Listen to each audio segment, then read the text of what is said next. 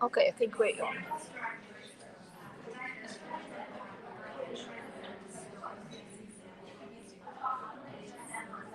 Hello everyone, I would like to invite you all to take a seat. We are starting soon with our second day of INNOCOS. Welcome. So today is another special day. Yesterday we had discussions about the technology, new innovations and technologies, consumer insights, and blue beauty environment, and what the beauty brands are doing to protect the environment and stuff like that. Today we have a day which is focusing on wellness and new retail. Speaking about wellness, I don't know how you guys, yesterday at the end of the dinner I felt like I want to go back earlier and just to take a little bit of time for myself. And I thought that just a couple of years ago I would never do it. I would stay until the end and I would be active and things like that, But Corona teaches us that we all need a little bit of time sometimes for ourselves. And wellness is something which we are paying more attention, I think, on these days. Much more. I see my awareness. I would just go like I have this bunny, energizing bunny all day. But I realized that we need to take some time for ourselves. And we have a very nice panel. We start with a very nice fireside chat with the co-founder of PRIMA, Laurel. And just before that, I would like you to introduce our chairman of the day, Ali Buhuj. I met Ali a couple of years ago when I invited him to speak at the conference in Dubrovnik when he was CTO of Sephora. And now he has a different business. He said that he's a troublemaker. Maybe he can tell you what is exactly trouble he's getting into. But Ali will be introducing you all the speakers today. And they are all fabulous. So Ali, please come here to the stage. I can't wait. There's some very nice conversation today.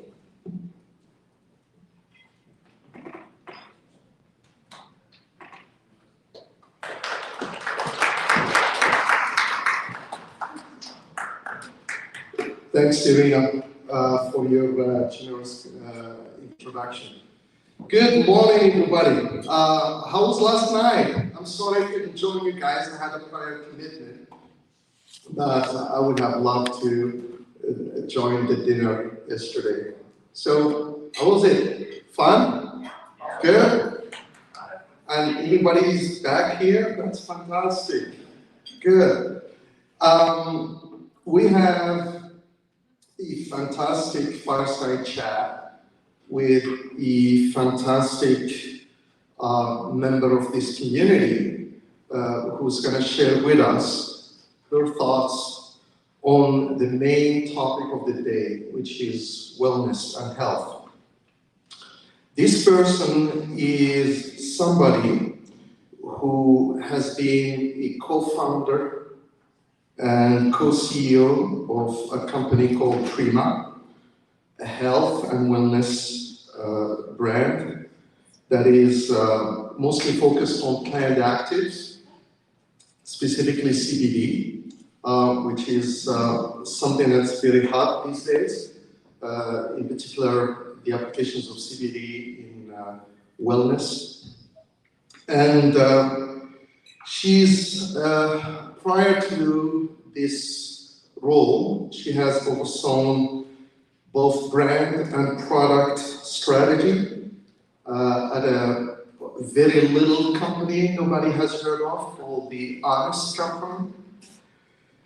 And she's also a mom of 3. And on top of that, she has a degree in religious studies from Princeton. The person we're talking about and that we have the honor to have amongst us is Laurel Angelica Myers. Laurel, please come to the stage.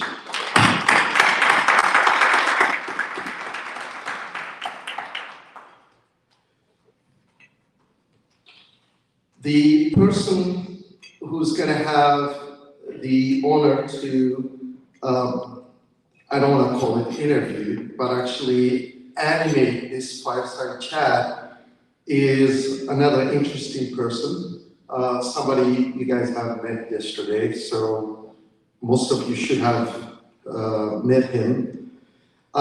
He's come from an interesting background as a Wall Street guy, an investor from private equity that's been investing in consumer brands, but got tired of Wall Street and this was seduced by the beauty industry and decided actually to go into a magazine writing about the beauty industry, so much so that they managed to break the internet, actually. And while he was at Paper Magazine. And currently, he is the COO at BeautyMatter. And the person we're talking about, of course, is none but John Cafarelli. So John, come up here. And I'll get off stage and let the fire chat begin. Thank you. Thank you. Yeah. Okay, yeah, we'll just pass it. Thank you for such a beautiful fire. Yeah, this is a great fire, isn't it? Well, good morning, everyone. Thank you for welcoming me into your community. My name is John Cafarelli. I'm the Chief Operating Officer of BeautyMatter, here with my colleague, the Editor-in-Chief and Founder of BeautyMatter, Kelly Kovack. And I am so thrilled to be chatting with Laurel Angelica Myers. Ollie did a great job introducing her, so I get to skip over my whole introduction that I have. But I do want to highlight a couple of things. So we're here to talk about CBD. And for me personally, CBD is one of the most confusing aspects of our industry right now. It is incredibly complex from a scientific perspective. It's incredibly complex from a regulatory perspective. And from the consumer perspective, it's incredibly complex. Yep. And so here to help make sense of all of that is the brilliant, the lovely Laurel Angelica Myers. So yeah, let me actually, one other thing I just want to highlight, a couple of other things I just want to highlight before we jump in about PRIMA. And I'm going to do the sales pitch so that you don't have to. Awesome. But, so PRIMA is a very special brand. And it is doing things in CBD in a way that is very unique and very different from the way most brands are operating. So the brand was launched in 2019, March of 2019, and it was the first brand launched as a public benefit corporation. Their formulas are the only formulas that are certified with the Environmental Working Group, which is a huge thing and builds tremendous consumer trust. And they are also a certified B Corp. All of this is really important because this has guided the brand's commitment to transparency, accountability, and social impact. And so that is going to be the framework with which we discuss some of the current challenges in CBD, but then also look to the future and try to discuss all of the amazing opportunities that exist in CBD. So thanks, Laurel, for joining us. Well, thank you. I mean, I'm so excited to be having this conversation today, and like you hit on it, it's really complicated. I don't know that I can make sense of it, but I can tell you how complicated it is and why. But I think, ultimately, we are all here to drive the industry forward, and that requires conversation and dialogue, and I'm really excited to be having this discussion. And John, thank you so much. Of course. Well, let's just dive right in, Yeah. and let's start with some of the challenges. Okay. So 5 years ago, I'd be willing to bet that many of you had never heard the term CBD. And then we went through this period where it seemed like there were 100 new CBD brands launching every month. And now we're sort of in a place where the category has appeared to lose some steam. So according to Spate, CBD searches in places like Google are down about 27% year over year. So, Laurel, what do you think has knocked some of the wind out of the sails of the CBD category? Yeah, I think a number of things. What you touched on earlier is that it's really complicated. Number one, there's a consumer comprehension issue. What is CBD? What does it do for me? Why do I need it? How does it work? And how is it it can solve all of my problems, right? There's everything from anxiety to sleep, to it's gonna make my skin look great, it's gonna make me happier. That's very difficult to believe. And to explain why it does those things takes time. And to educate consumers in that way, it takes an investment in a conversation, which means people need to also be willing to sit down to listen to that information on the other side of it. And there's also a lot of confusion on, well, how is it different than marijuana versus hemp? Like the understanding of what it is and how it works, number one, is really, really challenging. So that's a pretty big hurdle to overcome from a consumer issue. I think the second piece is that there's a huge regulatory hurdle as well. So right now, according to the FDA, technically, dietary supplements and food ingredients, it's not permissible as a dietary ingredient. But yet there are states that say it is. Like California, we recently passed legislation 3 weeks ago that said actually it is allowable in beverages and food and dietary ingredients. Well, how are you supposed to make sense of that as a consumer? Is it? Is it not? Why? Like, how does all of this work? And on top of that, the regulatory complexity also makes it very, very difficult to navigate from a distribution standpoint. So you have retailers who are not willing to touch the category because they feel that there's a level of risk. Now, where is that risk coming from? Well, the FDA is probably not going to do anything to these retailers, but could that lead to class action lawsuits? There could be payment processing issues. There's a whole myriad of challenges that comes along with the fact that this is sitting in a gray zone. And so you have retailers who take one of three approaches. One, I'm not going to touch it because this is too risky and I'm just not willing to go there. Two, I want to capitalize on this trend because it's really buzzy, so I'm going to bring it in, but I'm not going to market it. I'm not going to tell anybody about it. I'm not going to explain it to my customers. I'm just going to set it and see what happens. Number three, you have retailers who are really investing in the conversation and the dialogue. And I think, to get back to your question of why is this lost steam, I think the first two problems from a distribution standpoint have really caused a lot of that. If you put something new that consumers don't understand on your shelf and you don't educate, it's not going to succeed. People are not going to purchase that product because they don't understand it. And so if you don't invest in that education, it will fail. And I think if you look at certain retailers like the BeautyMatter is a great example, they have long gotten behind this category and they've said, you know what, we think that the risk is worth it and we're going to invest in that education and experience, and they're actually bucking the trend. So their CBD sales are significantly up compared to what's happening market-wide. Similarly, you have challenges with online acquisition, right? There's all of these restrictions in terms of how we can acquire customers. Facebook, Google, I mean, it's just ad nauseam because they feel that with this lack of regulatory clarity, they're now creating their own policies that frankly aren't rooted in anything, that really inhibit a brand's ability to reach the customers, even if the demand is there. So consumers are only going to look for it for so long, and if they're not finding that match and that connection, they're going to walk away and give up. So it's very complicated. Yeah, so definitely very complex. So I was liken the CBD industry to sort of like entering adolescence in some ways. So it spent the first 5-6 years like sort of in the toddler phase, right? And there have been some terrible twos and then also some really great moments. Over the last few years, I feel like CBD has felt a little bit like the Wild West, with brands making all kinds of claims about the power of CBD. But PRIMA, as you said, has taken a different approach with a focus on science, education, and transparency. Why have those elements been so critical to the success of PRIMA as you guys have built your brand? Look, I think it comes back at the end of the day to trust, right? And consumers need to trust the brand and trust the products. And you only gain trust through communication and by operating with integrity. And I hate using the word integrity and authenticity, like they become really buzzy, but at the end of the day, it's true and it really matters. And what you're talking about with all this brand explosion, this is a typical new market, right? You have everybody rushing, oh, I can do this, I can do this. We have people that don't know what they're doing, making products whose quality is terrible, whose efficacy isn't there, and their claims are absolutely outrageous. It's only a matter of time before all of that noise.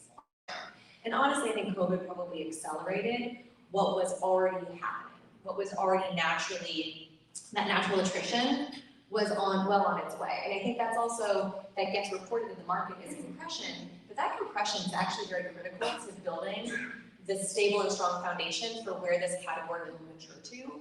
And with brands like PRIMA, who are leading with best-in-class operations, right? We operate as a CPG company, right? We happen to have CBD as one of our core ingredients, just like glycerin, or name any other key ingredient.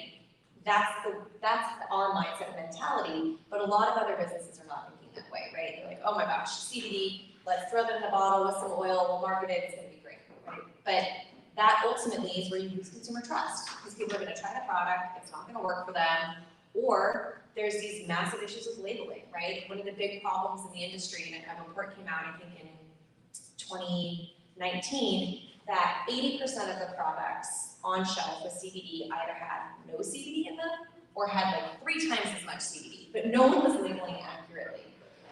Or they claimed not to have THC and they had THC, right?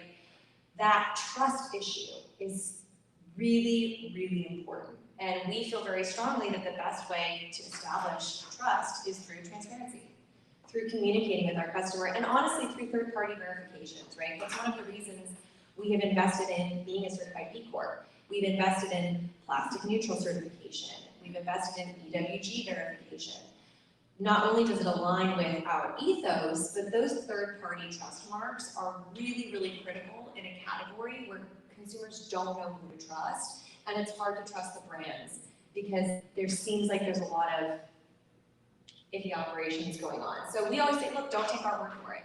Here's how we're verified. Here's how and why we can trust us. And just having a very open conversation about that. Yeah, I think Kelly and I have done a lot of work covering sort of transparency as what we call it. So I think that transparency is the future, and it's super critical, even more so in a category that is as complex as CBD. So let's talk about retail for a second, because it is such a huge channel of distribution in our industry. And despite such tremendous interest from consumers, retailers, as you mentioned, have been really slow to embrace products containing CBD. You guys announced a partnership with Sephora, you've launched at Nordstrom, and you have this really cool program with BeautyMatter, and plan to open 800 doors in 2021. What was your strategy to get the likes of Sephora, BeautyMatter, and Nordstrom comfortable with the category? How did you convince them? Yeah, I think these conversations took a long time. We had been talking to Sephora before we even had a product in market. And we were lucky that we had those relationships, but honestly, it was dialogue, it was education. It was saying, hey, here are the standards you should have in place to ensure the products that you're bringing in are safe, are trustworthy, are verifiable, that are going to help your brand reputation. Because that's the other consideration, is the retailers don't want to make a move in this space with the wrong brand and then their reputation gets marred, which is very, very important. But it's a lot of conversation. It's a lot of dialogue and education. And also it requires a shared philosophy around the opportunity here and why we are bringing these products to consumers, what it is it's going to do for them, how is it going to help them, and how is it also going to be helpful for the retailer to be a solution provider there, right? So I think for Sephora, they really want to be mindful of, yes, being trendworthy, but also credibility, right? And why are we bringing this ingredient into our doors, and why are we getting behind it? Well, it's because the efficacy is there. It's because it really works, and there is scientific validation behind it. Our products, for example, we invested in clinicals on our skincare because we felt that the consumer understanding of CBD was so low that we needed to verify the efficacy with clinical testing. And that was a huge part of the conversation with Sephora, especially for their clients who really care about the efficacy. And clinical and clinical is, that's the huge category growth for them right now. And that's exactly where we also dovetailed with that larger global strategy, but through this really interesting key ingredient. But it's challenging, you know, because the conversations, just like it takes a long time with the consumers, it takes a long time with retailers too, because people don't understand what it is and also what the risks are. And that's where we spend a lot of our time, is also talking to retailers. Well, what does the FDA say? What does that really mean? What do the states say? What does that really mean? Let's talk about what this shared risk looks like and what the reward looks like. And are we willing to hold hands together and invest in this? Because we know that long term, this will change. The regulations will follow. And I believe the people who have the early mover advantage in building trust and building credibility, they're the ones that are going to reap the rewards when the rest of it catches up. Laurel, I just want to thank you. I've never heard the term clinical before. Definitely can use that as something later today. So everyone should be ready for it. Yeah, and so, yeah, as you said, like, the messaging is just so important. And such a huge component of sort of the modern beauty industry's marketing playbook is predicated on digital advertising. So Facebook, Instagram, Google, but CBD advertising is restricted. So I would love to know how you guys have had to innovate and sort of get creative around how you message all these great things around transparency, how you message all this education around CBD to your customers given sort of this restriction. It's really hard. You know, I think we just have to be really nimble and be willing to try and adapt. You know, I think first and foremost, we really invest in our own marketing and making sure that our direct communication with the channels that we do have control of, like email, SMS, our own, you know, Instagram marketing channels, that's the first place that we invest, to make sure that our communication and our messaging with those channels that we can really control is there. So that's the first and foremost primary. And then the rest of it is all about experimentation. So we are advertising on Google, we are advertising on Facebook, but it is a constant test and learn. And if we see that CAC creeping up, we pull that ad campaign, we rebuild the business manager, and we try again. We're also adopting new tools, and we're really trying to be on the cutting edge of different ways to acquire a digital consumer.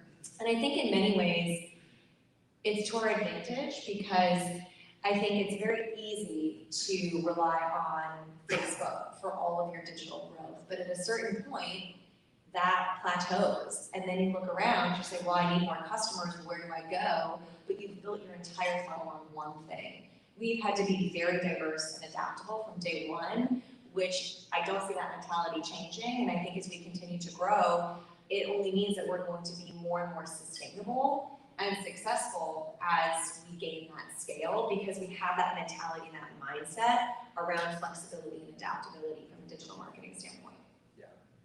Yeah, I really wanted to ask you that question, because whether you're involved in CBD or not, I do think that sometimes, you know, necessity is the mother of invention.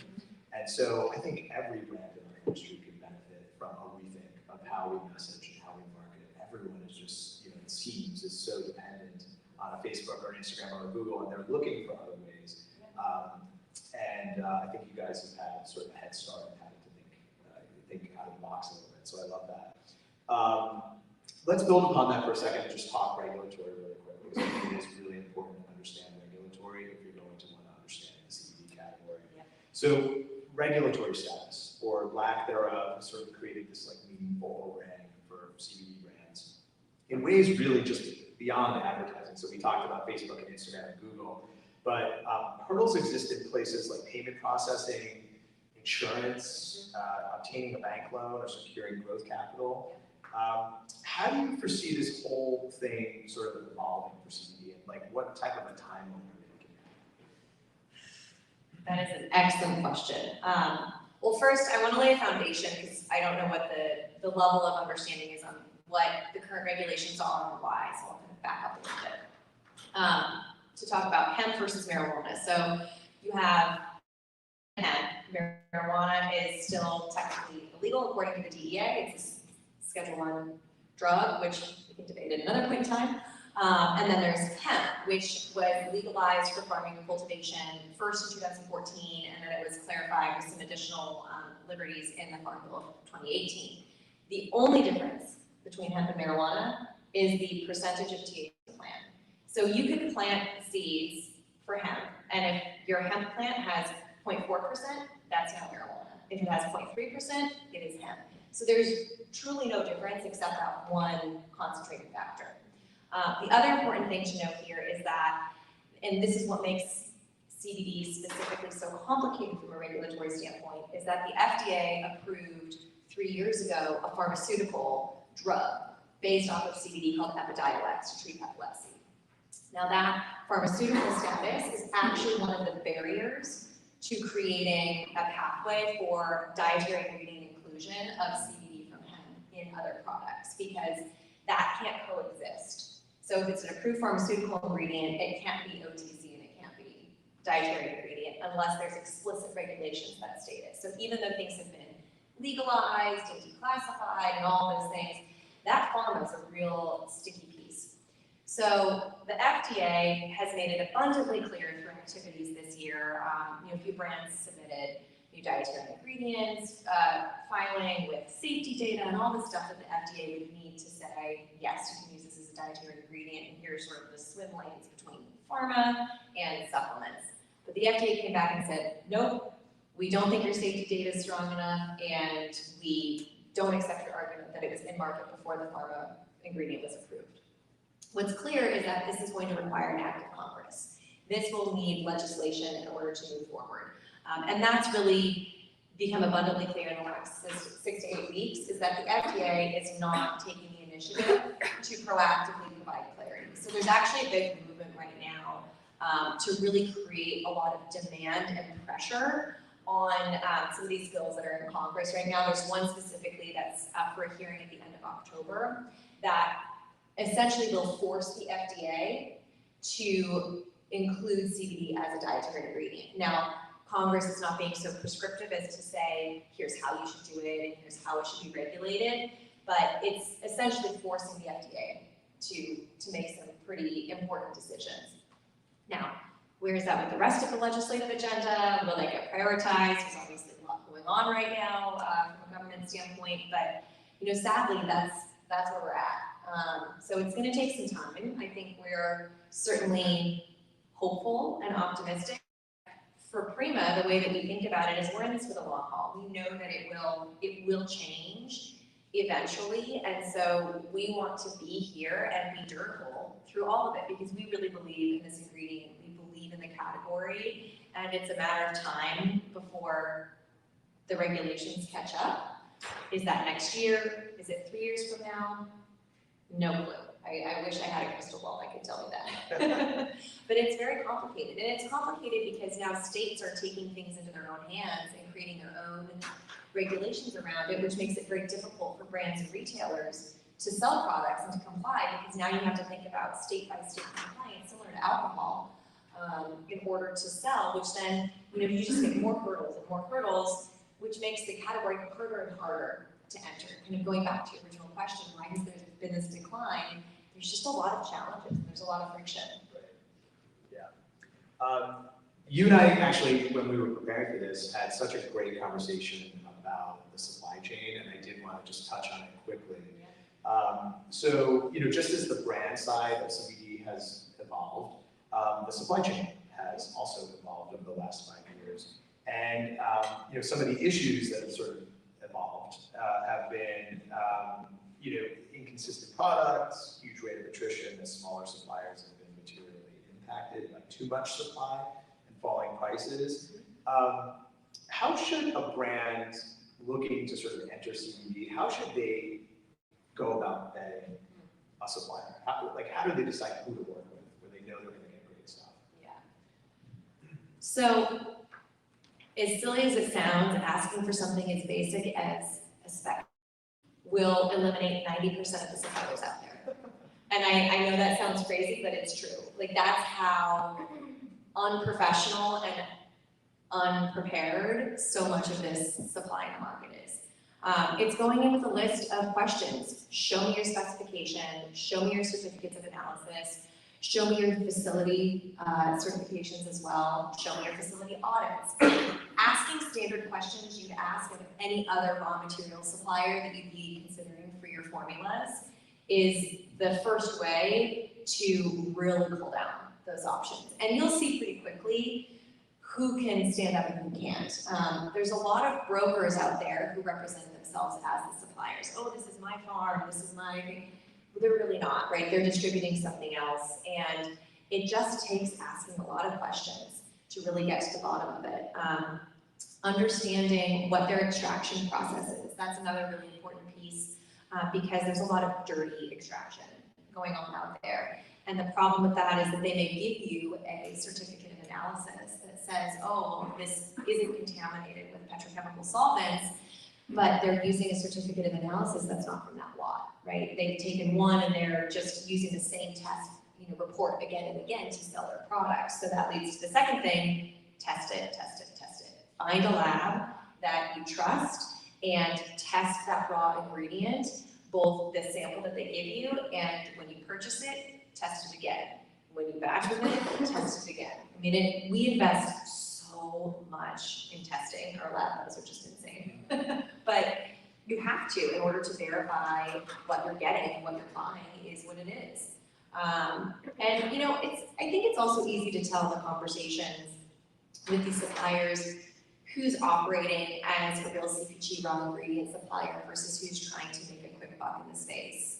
Understanding their background, what industry do they come from, do they have any experience developing raw materials, or are they people who are getting into this space because they see a big green rush, right? And that's where I think a lot of nutrition has also happened on the supply side, which is really nice. A lot of the people that got in because they saw a lot of money to be made didn't know how to farm, didn't know how to cultivate, didn't know how to extract, didn't know how to sell. And a lot of them are no longer in business, which is just, again, sort of the natural evolution of the market. And so I have one more question for you, and this is not necessarily CBD related, but it is sort of a unique feature of your background. So you've spent most of your career working for certified B Corps. And I know so many brands are thinking about pursuing certification. Some people are thinking about starting their brands and going for B Corp certification sort of straight from the get-go.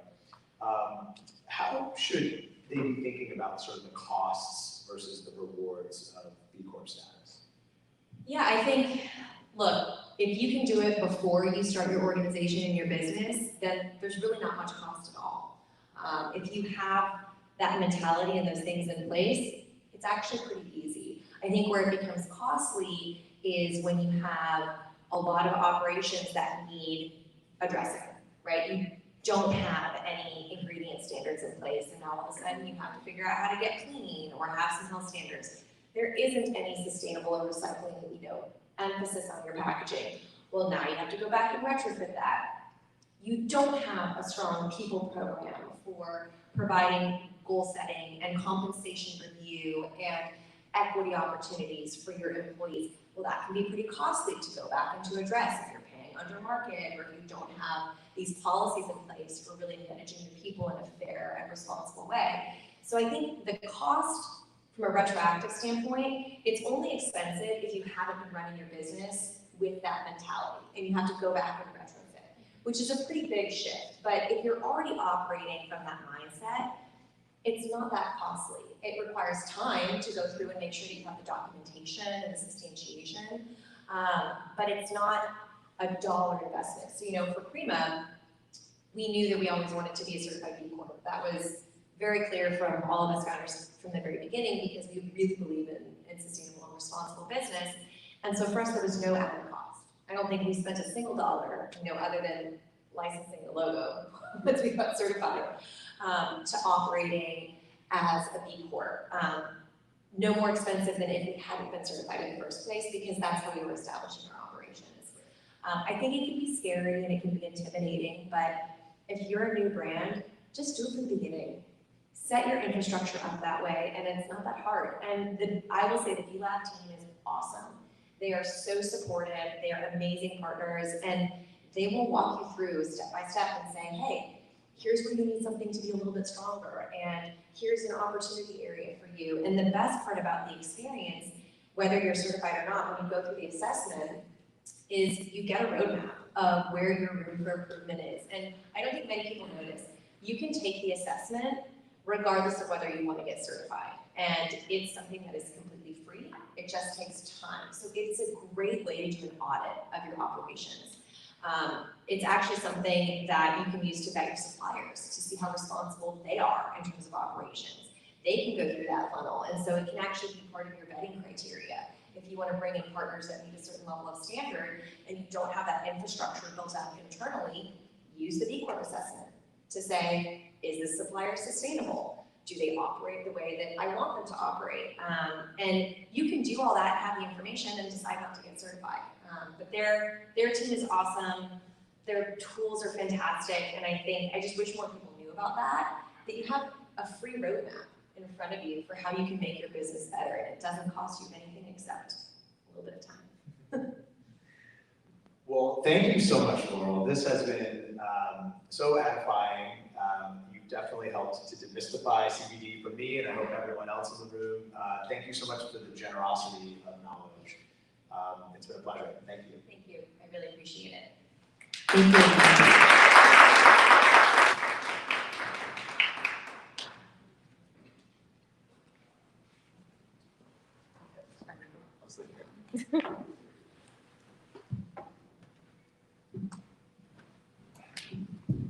Okay, I don't. Oh, Ali, do you want to come up? Okay. Sorry, I didn't see you there.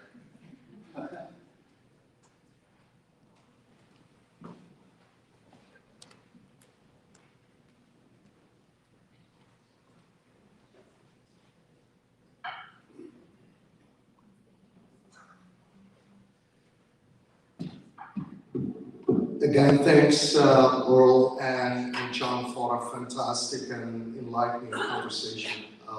Really appreciate that. Well, how's everybody doing? I'm almost tempted to ask everybody to step up from your chair. Not Laurel and Chung, you guys have been moving. And just get up and stretch, and then you can sit back. Just to get the blood circulation going. Team 1 from yesterday knows exactly why we're doing this, right, Team 1? Yes.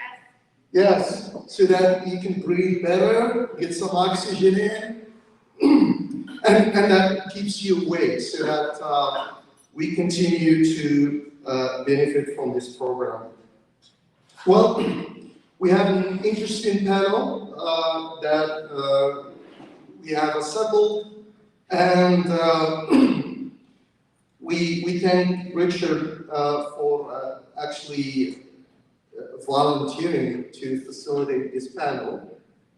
And I'm not going to steal the thunder for what the panel is about and who are the participants. I mentioned a few of the participants. Dorian Morris, Brandi, and Stephen. I don't know if you have, I think that's pretty much it in terms of the participants. But I'll say a few words about Richard. I know you guys don't remember anything about Richard from yesterday, but seriously, I had a little side chat with him, which was very interesting.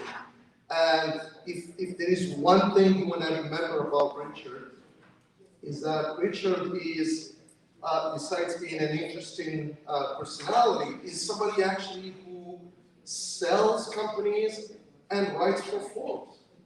And this I figured out after having about a 15-minute conversation, and finally said, what do you do, Richard? And I said, this is one thing that you can say, and it's true. And I think it is important because it covers both the transactional aspect of what he does, as well as the content writing that he does, and both of them are important. So without further ado, if we can have the rest of the panelists come up to stage, and I'll leave it up to you, Richard, to facilitate. Thank you. Thank you so much.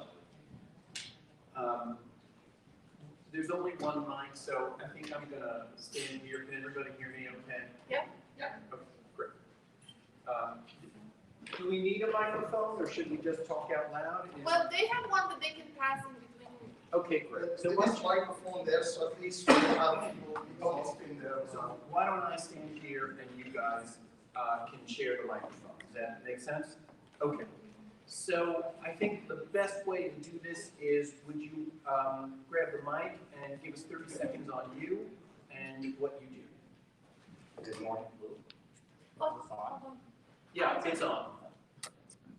Good morning, my name is Stephen Letourneau. I am the Chief Brand Officer for Cannuka, which is a topical skincare company that has cannabis in the design. Hi everyone, Dorian, founder and CEO of Undefined Beauty, which is clean, conscious, inclusive plant magic. My mission is to undefine what beauty and wellness looks like and destigmatize plant magic like adaptogens and CBD. Hi, I'm Brandi Leifso, and I'm the CEO and founder of EVIO Beauty Group. And our mission is to break stigmas to create a kind and conscious future. And we also have been in the plant space, in and out, when we went through the first merger and acquisition with a publicly traded cannabis company prior to legalization.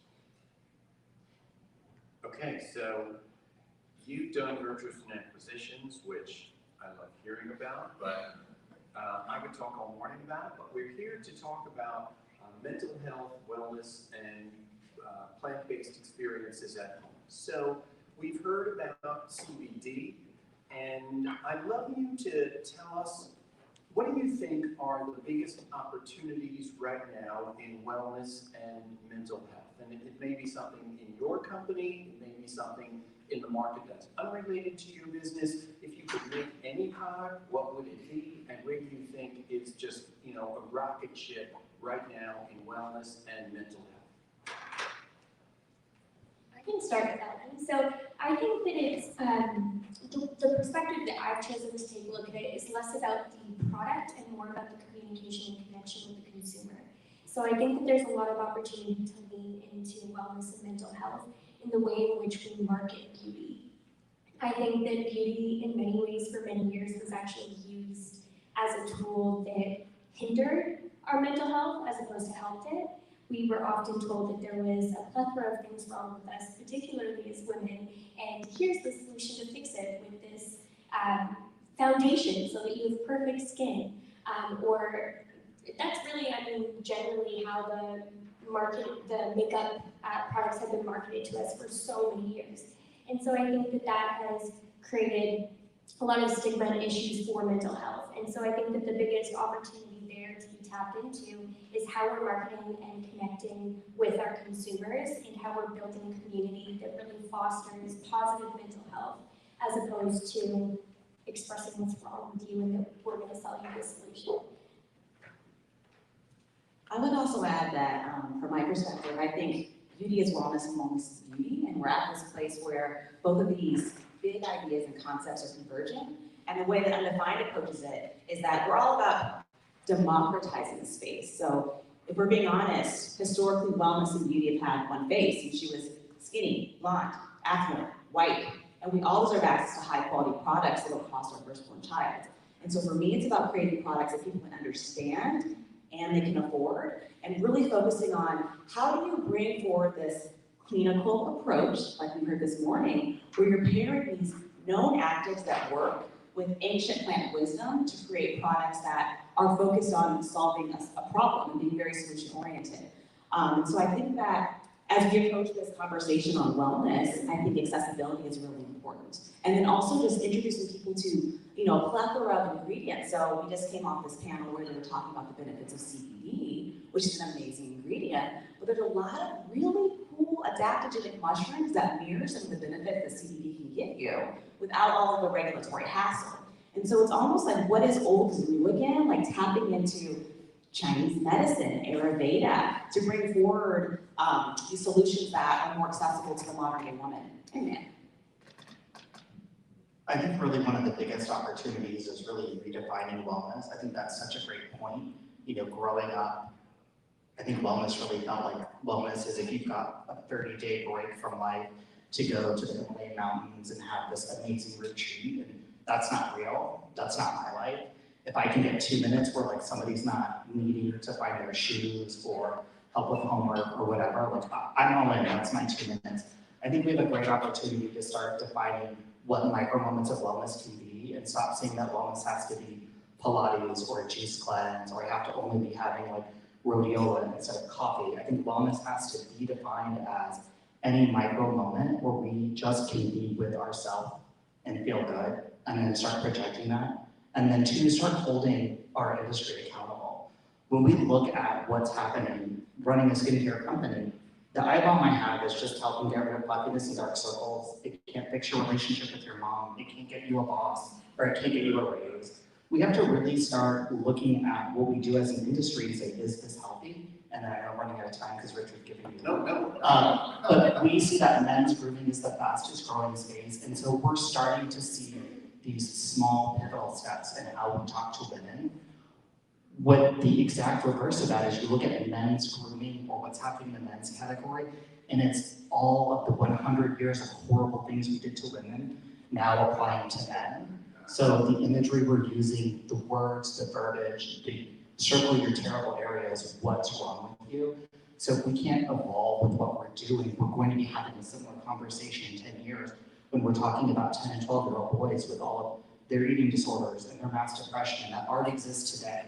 So I think it's having a comprehensive view that wellness has to be all-encompassing and accessible at all levels. Okay. So I want to, by the way, my mean face is my normal face. So I want to expand on what you're saying, which is, what's the key selling proposition of a wellness brand? We've talked about honesty and affordability. So can you talk more about how you convey that honesty, how you distinguish your honesty from someone else's honesty or dishonesty, because you can't call people out. And affordability is obviously right there in front of you, but what do you think is the key selling proposition for a wellness brand, and how do you communicate it to your customer? So I think that it's really about connection is how you're going to convey and sell to your customer. There's the saying that goes, people don't buy when they understand what you're selling, they buy when they feel understood. And wellness looks so different for each individual. So and how so do you do that? you connect with your consumer.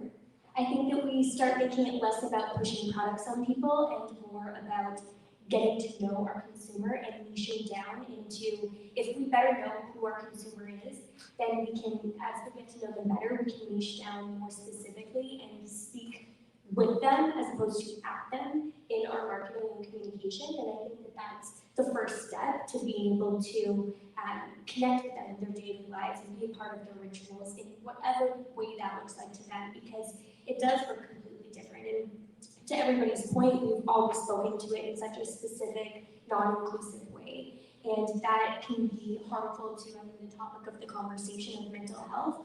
But it also really keeps our whole industry really stagnant and in a place in which it just can't develop and grow from. And so I think that connecting and seeing more niche opportunities come to play is really important. I would say being very purpose-driven is the way that I approach it. So I think it's this mindset of don't talk about it, be about it. And so really infusing values into every single piece of the products, the supply chain.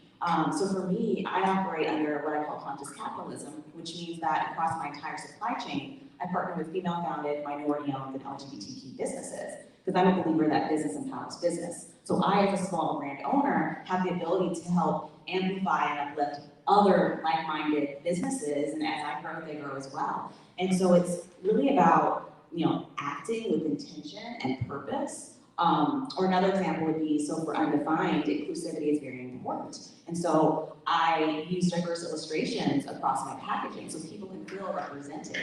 And it's really giving a nod to either the ingredient story or the end benefit. And so when someone walks up to the shelf of Whole Foods, which is my primary distribution channel, they can feel like they are being heard and they're being included within this, wellness conversation. I think being very clear about what you're presenting. We cannot be all things to everybody. I can't, the brand can't, nobody can. Here's what we're offering, and it's absolutely okay if what we're offering is not for you. And that doesn't mean there's something wrong with you or there's something wrong with us. It just means this is what we have. It's not what you're looking for. I think too, as I said earlier, it's really just not about talking about what other brands aren't doing, but really celebrating what brands are doing. When we launched Cannuka, inclusivity was incredibly important. I wanted to look at pictures of my friends. I wanted my goddaughter to see pictures of her. And we sat down with a global retailer who will remain nameless. And when we sat down, they said, Stephen, I didn't realize you were doing minority skincare. I wasn't. I just was doing skincare. It didn't really dawn on me. And I asked, why are you saying that? And they said, well, you have 3 African American. And I'm like, oh, I have 2 and an Indian woman, and that's different. And then they said I had an older woman. We had a 42-year-old model. She looks amazing. I was like, oh, this is how you're talking to young brands. The reason this sort of verbal abuse or this verbiage is out there is because you're sitting down with people like me who didn't know how this world worked from running a brand level. And this is the terminology you're using that if I didn't know better, I would then go repeat, or I would think I needed to change what I was doing. So we ultimately chose not to be with that retailer and found an amazing retailer. And we went in with the exact same deck and the exact same conversation and launched an all doors at Ulta, draw your own conclusion. And it was a totally different experience. Their team was diverse, the conversation was diverse, and we were really focused from the beginning, having had the first experience, to say, we believe this has to be something from the beginning. When they said, what brands are you competing against? We instead chose to talk about brands we would be honored to be sitting on the shelf next to. And if we don't start changing our community into that direction, it's never going to get better. So I can add something real quick. That really resonated with my heart. I think that we're all on this panel really focused on changing the narrative in the industry, and that's going to take time. And it's almost like, how do you rejigger people's mindsets and how they approach kind of the beauty and wellness space? So like, I am a Black woman. It doesn't mean that my products are only for Black women. And like really broadening what inclusivity looks like, because it's not just about the color of your skin. It's about socioeconomic. It's about bringing people into the conversation that have been historically, denied access, maybe because they don't know where to start. So there's an education moment, or from just the pure economic, it's like making it more accessibly priced. And so I think that we're all kind of on this cusp of kind of like where I hope that the industry is moving, and it's taking all of our individual actions to kind of get us there. Sorry to add to that. I think it's really on us to be accountable and to not back down. When someone else is starting to feel uncomfortable because of what we're bringing to the table, I think historically we would pause and tell them that the verbiage they're using or what they did, it's okay.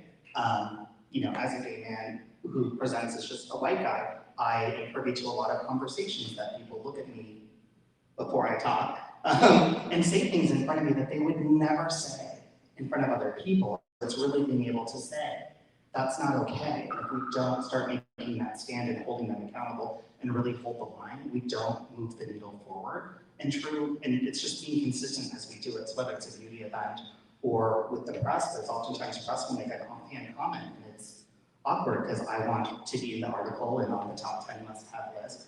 And it's hard to tell a reporter, like, hey, that verbiage isn't okay with me. And then immediately they want to tell you, oh no, I didn't mean this. And I'm like, it doesn't matter how you meant it. This is what you said, and this is what you're putting out in the world. If we don't start calling people out, it just won't change. I'd like to add one thing to that too.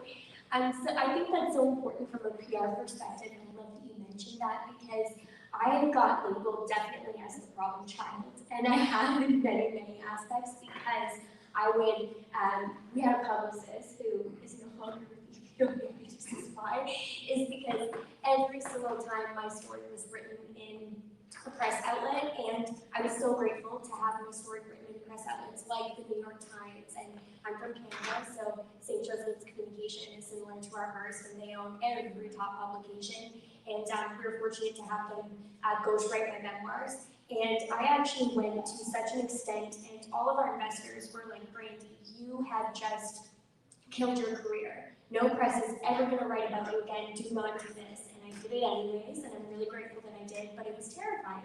I was 27 years old, shooting my foot, and what I did was, they actually gave me my memoirs back one day before they went to print, and I was supposed to sign off on it. I read it, and I felt as if it was very problematic for many of the reasons that were just mentioned. It spoke about the homeless community, which is very different than the community that I lived in. I lived in a safe house women's shelter for domestic violence, which is where I started the brand, and it perpetuated a lot of the stigmas that I've created my entire career to squish. And I said, this can't go to print, and they said it's going to print tomorrow. And so I hired a lawyer I couldn't afford at the time and squished it, and they didn't write about it. And they didn't write about us either for another 8 months. And then finally they came back to us and said, we recognize that this was wrong. Let us write this wrong. And they rewrote my memoirs, and it was very interesting because the ghostwriter was a wealthy, privileged old white man. And him and I had a plethora of conversations about domestic violence that made him wildly uncomfortable, and it was probably one of the best things I've ever done in my career. And it got published in a way that was appropriate, that broke and squished stigmas. But it took me saying, no, this isn't going to go, hiring a lawyer, and also saying no to all of our investors, which were feeding me, and all of them saying, don't do this, Brandi, don't do this, and I said, I'm doing this. And I think that that's a very difficult amount of courage to have, and I'm not sure how I had it in that moment. And a lot of people just don't do it because it does squish your career as a young entrepreneur.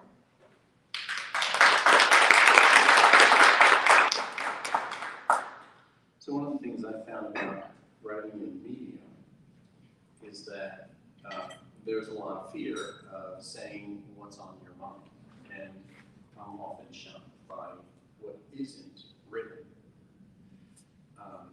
Okay, while we're talking a lot about matters of conscience and pride, and that makes sense for human dignity, and that makes sense because what is wellness about if it isn't about that?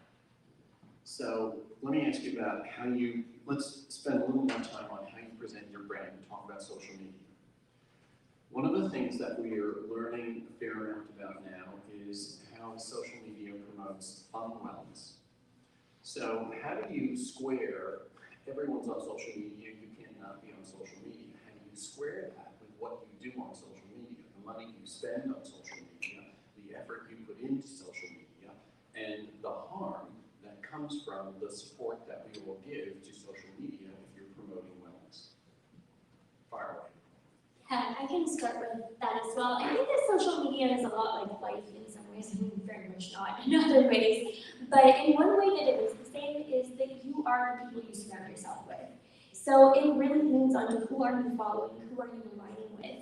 And if your scroll feed on Instagram is just constantly a lot of this epitome of how the industry has perpetuated this one normity of beauty for so long, if that's all your food is covered with, that is going to affect your mental health. If it's just full of designer clothing and this aspirational life that is the highlight reel of someone else's non-realistic vision for their life, then that is going to perpetuate a lot of mental health and harm. But just like life, if you surround yourself with friends who don't have the same morals and values of you, that also is going to create mental health challenges. So I think that it's incredibly important to make sure that your feed is diverse, that it's inclusive, that it talks about these values and isn't just a ton of beautiful photos, but that it really is an opportunity to talk about values and is an opportunity to have these difficult conversations, and that it can be used for a tool for good. And so I think that that's really important, just the same way as the saying goes, you are the 5 people you spend the most time with. You are the feed that you scroll through for those countless hours when you can't fall asleep as well. So I'm a believer that beauty starts in your head and not in the mirror. And so for me, it's about how do I infuse a sense of empowerment within my social media feed, but also applauding taking a break from social media and doing a digital detox, because it can impact just how you perceive the world. And we have to recognize that most things on social media are not real. People present kind of their best face, and so I'm always about challenging. But Dorian, how do you handle presenting your brand on social media in a way that promotes wellness for your doom scrolls? Yeah, so I bring myself authentically to the table in everything that I do, including social media, which could mean that I'm gonna be posting about things that are controversial. Because I'm gonna be who I am, I'm a no BS person, I am undefined, and that's how the brand operates, and that's how I operate. I think it's also gonna come down to, just challenging the narrative, like we talked about, and being okay with just not being active on social media. So I'm a team of one, I do everything, and I was very clear with my last post that I hadn't posted in a week, because guess what? I'm living a real life in person, and it's not about doing things for the gram to show off. And I think that my community really responded very well to that, because they're like, yes, I don't have to live my life through this social feed and this filter. And so I think that by far, my last post I did, which was a week ago, so many people shared it, commented, it was almost a conversation starter around, how can you reevaluate your relationship with social media and the need to do things for, social credibility and, that ego boost. Cool. I think for us as a brand, we talk about healthy skin, not perfect skin, because there is no perfect skin. And it is really interesting how often that quote doesn't get included in the press that gets written about us. There's a lot of really amazing press written about us, and I'm grateful for those opportunities, but we push it over and over again. Cannuka just launched in the UK.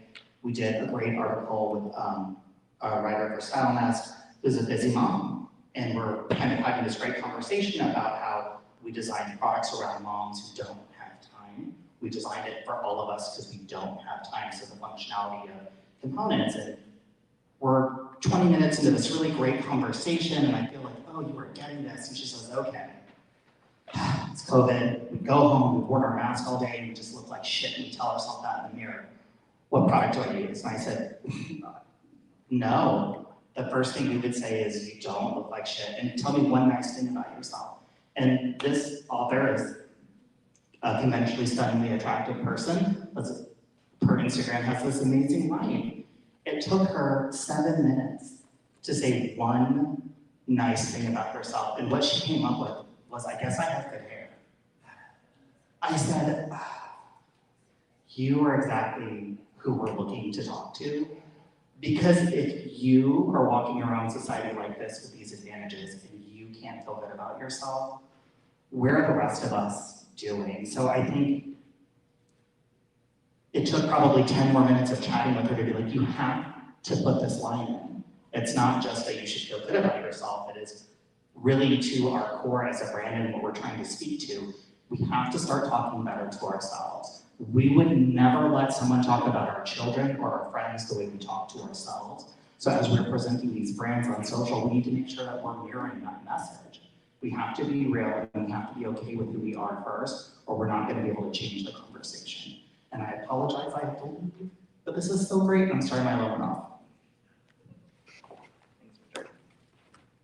Wasn't something I said. It was like a mic drop moment.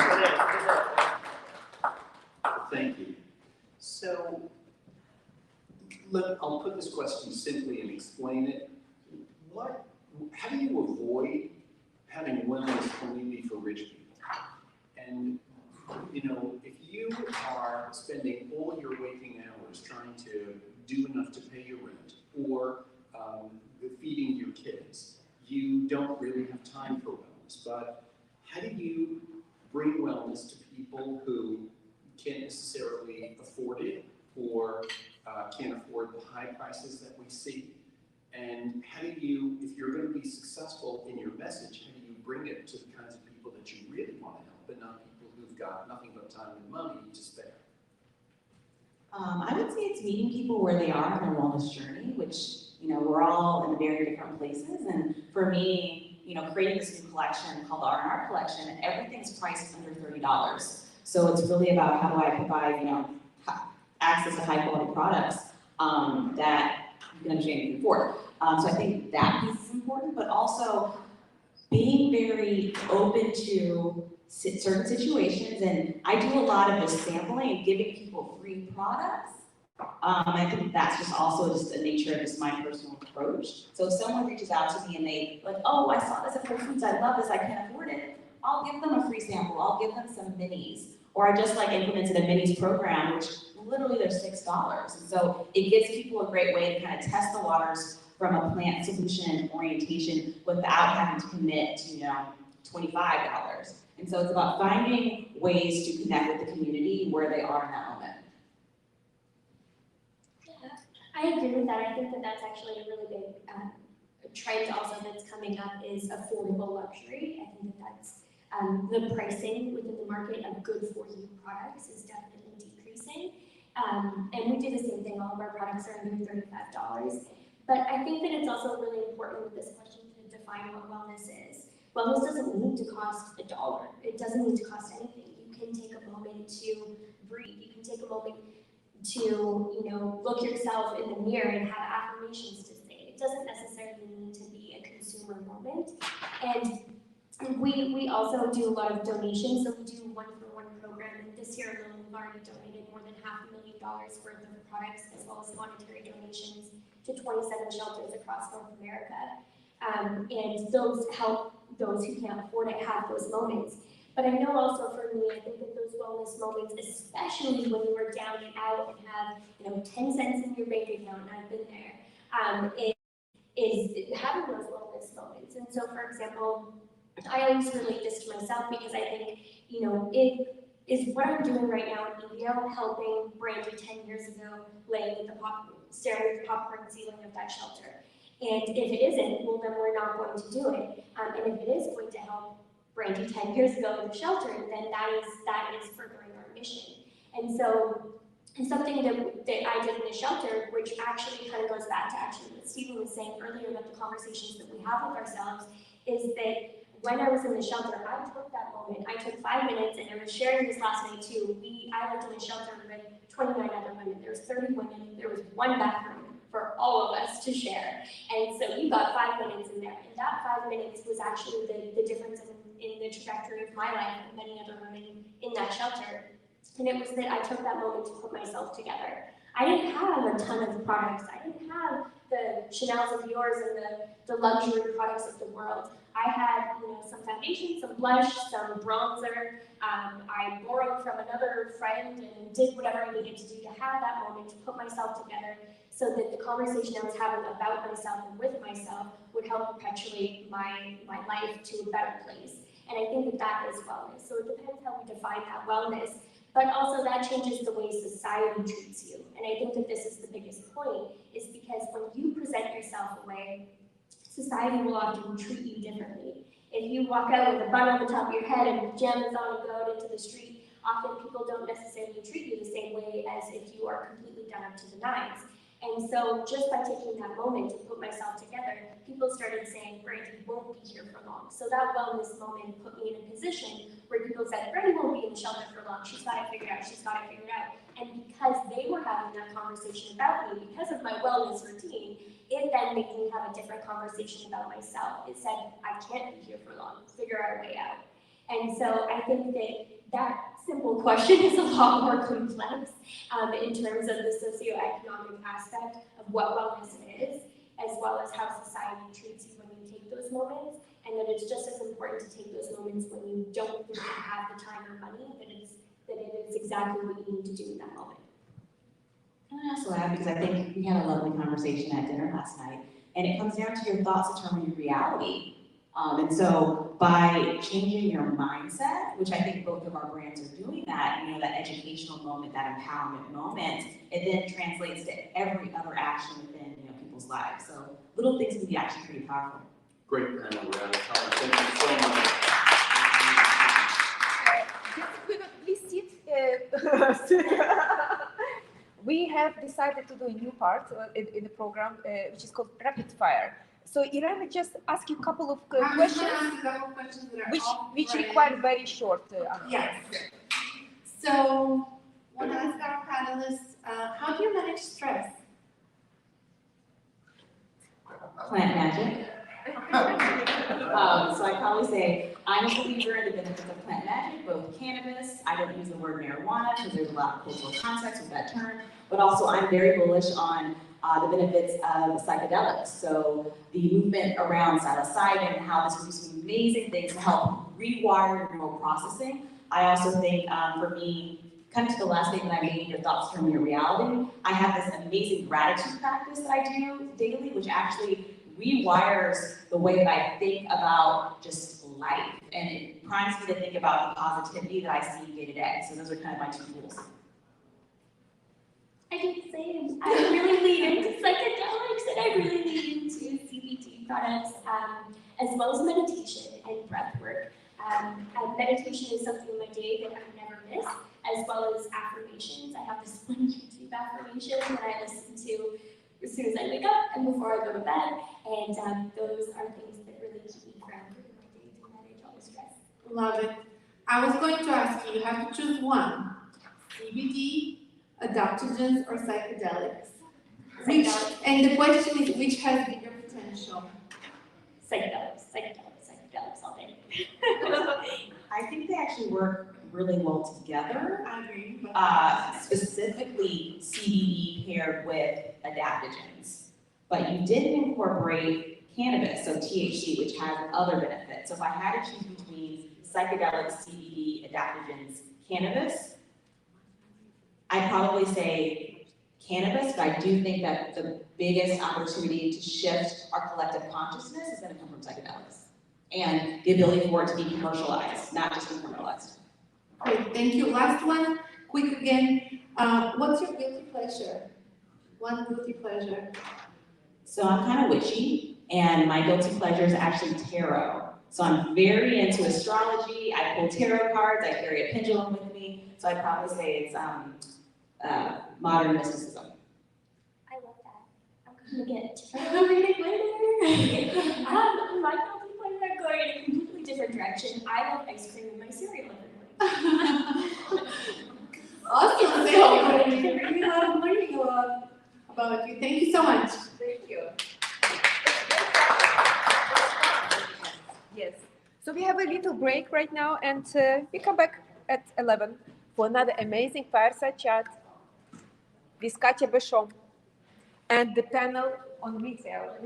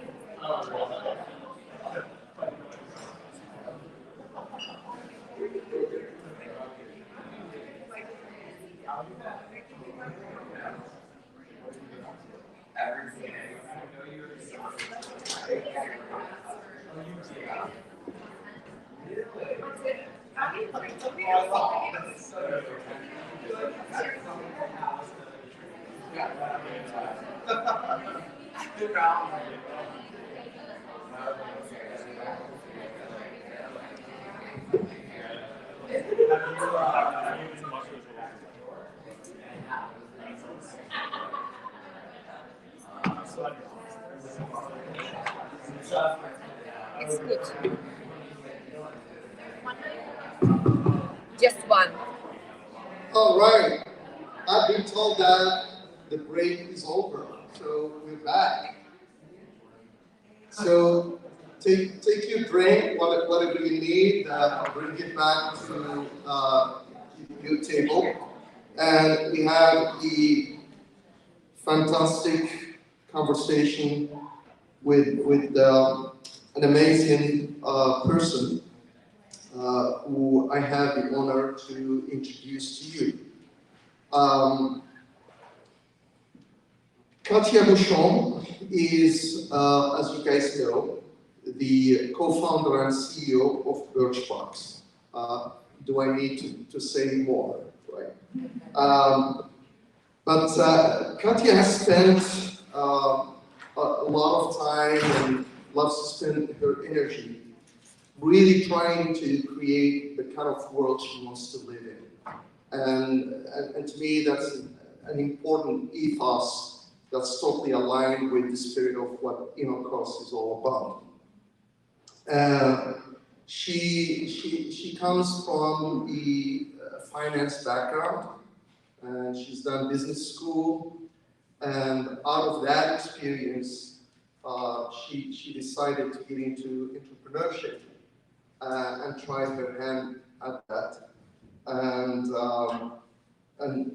thus the birth of Birchbox. And I'll let Katia actually explain it much better.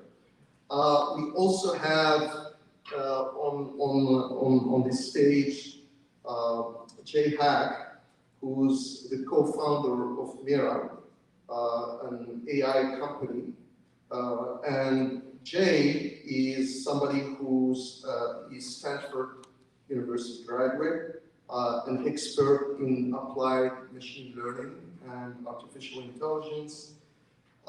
He's somebody who believes that software, and in particular artificial intelligence, is eating the world, and that we should use that to actually deliver self-confidence and delight to the consumer. Without further ado, I leave you with Katia and Jay. Thank you. Hi, everybody. Hello. Here we go. Hi, everybody. Thank you so much for hosting us. We're delighted to be here and to have a conversation this afternoon about personalization in retail and how it is applied both at Birchbox and in Europe. So without further ado, I was hoping we could just sort of hop in with a little self-introduction and describe what our respective companies do. Great.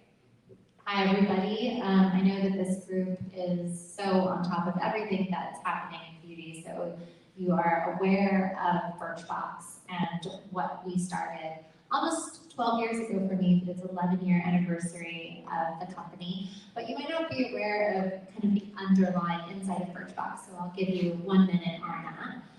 When we started Birchbox, one of the things that we realized is that we were young women, 27, and we were using a good amount of beauty products, but we had no idea what we were doing. And we had no ambition to ever be great beauty consumers. We weren't passionate about beauty. We were just average, casual beauty consumers, but we wanted to know how to take good care of ourselves. And like all of us do, we wanted to feel good when we were doing it. Empowered, inspired, we wanted to have fun. And that was really the idea. we ended up very quickly, in about 24 hours from the idea, coming up with a business model, which I know has taken the beauty industry and many industries by storm, which I refer to as subscription commerce. But the idea was never how exciting to sell samples. The idea was it is really inefficient for people to discover right now. And for most of us, we're not going to put in the energy to make discovery happen. So our choice is replenishment and boredom. And that's really where it started. And I say that just because one of the things that still inspires us today is really thinking about the consumer problem. Not necessarily what's possible with technology and what's out there in the world, because there's so much possible, but thinking about that through the lens of what's really going to add value in people's lives and create an experience that's both the magic of beauty, the storytelling of beauty, which I think customers are here for, but also the efficacy, right? Of like, what could this actually do for me? And let's get grounded in that. So happy to be here with you, and here's Jack. That's super cool. Thanks for sharing. So I'm Jay. I am CEO of MIRA AI Incorporated, as I mentioned earlier. We are a San Francisco-based AI startup going after the problem of matching the right customer to the right beauty product. And essentially what we realize is that the consumer in beauty context is incredibly complex. There are so many different things that go into describing any given individual, and that can be their skin pigmentation, their hair curl pattern, their skin type, their complexion, all these other sort of facets that go into determining what beauty products are going to work best for them. And simultaneously, the products that we buy in beauty are incredibly complex, where it's literally a chemical that you put on your face. You've got different things like the consistency of the product, how long it lasts, the pigmentation of this product. And so out of this arises this incredibly complex space where consumers have traditionally really been sort of left up to their own devices to find products that actually meet their needs and preferences. And I think this is also a problem that Birchbox has done a fantastic job of actually addressing.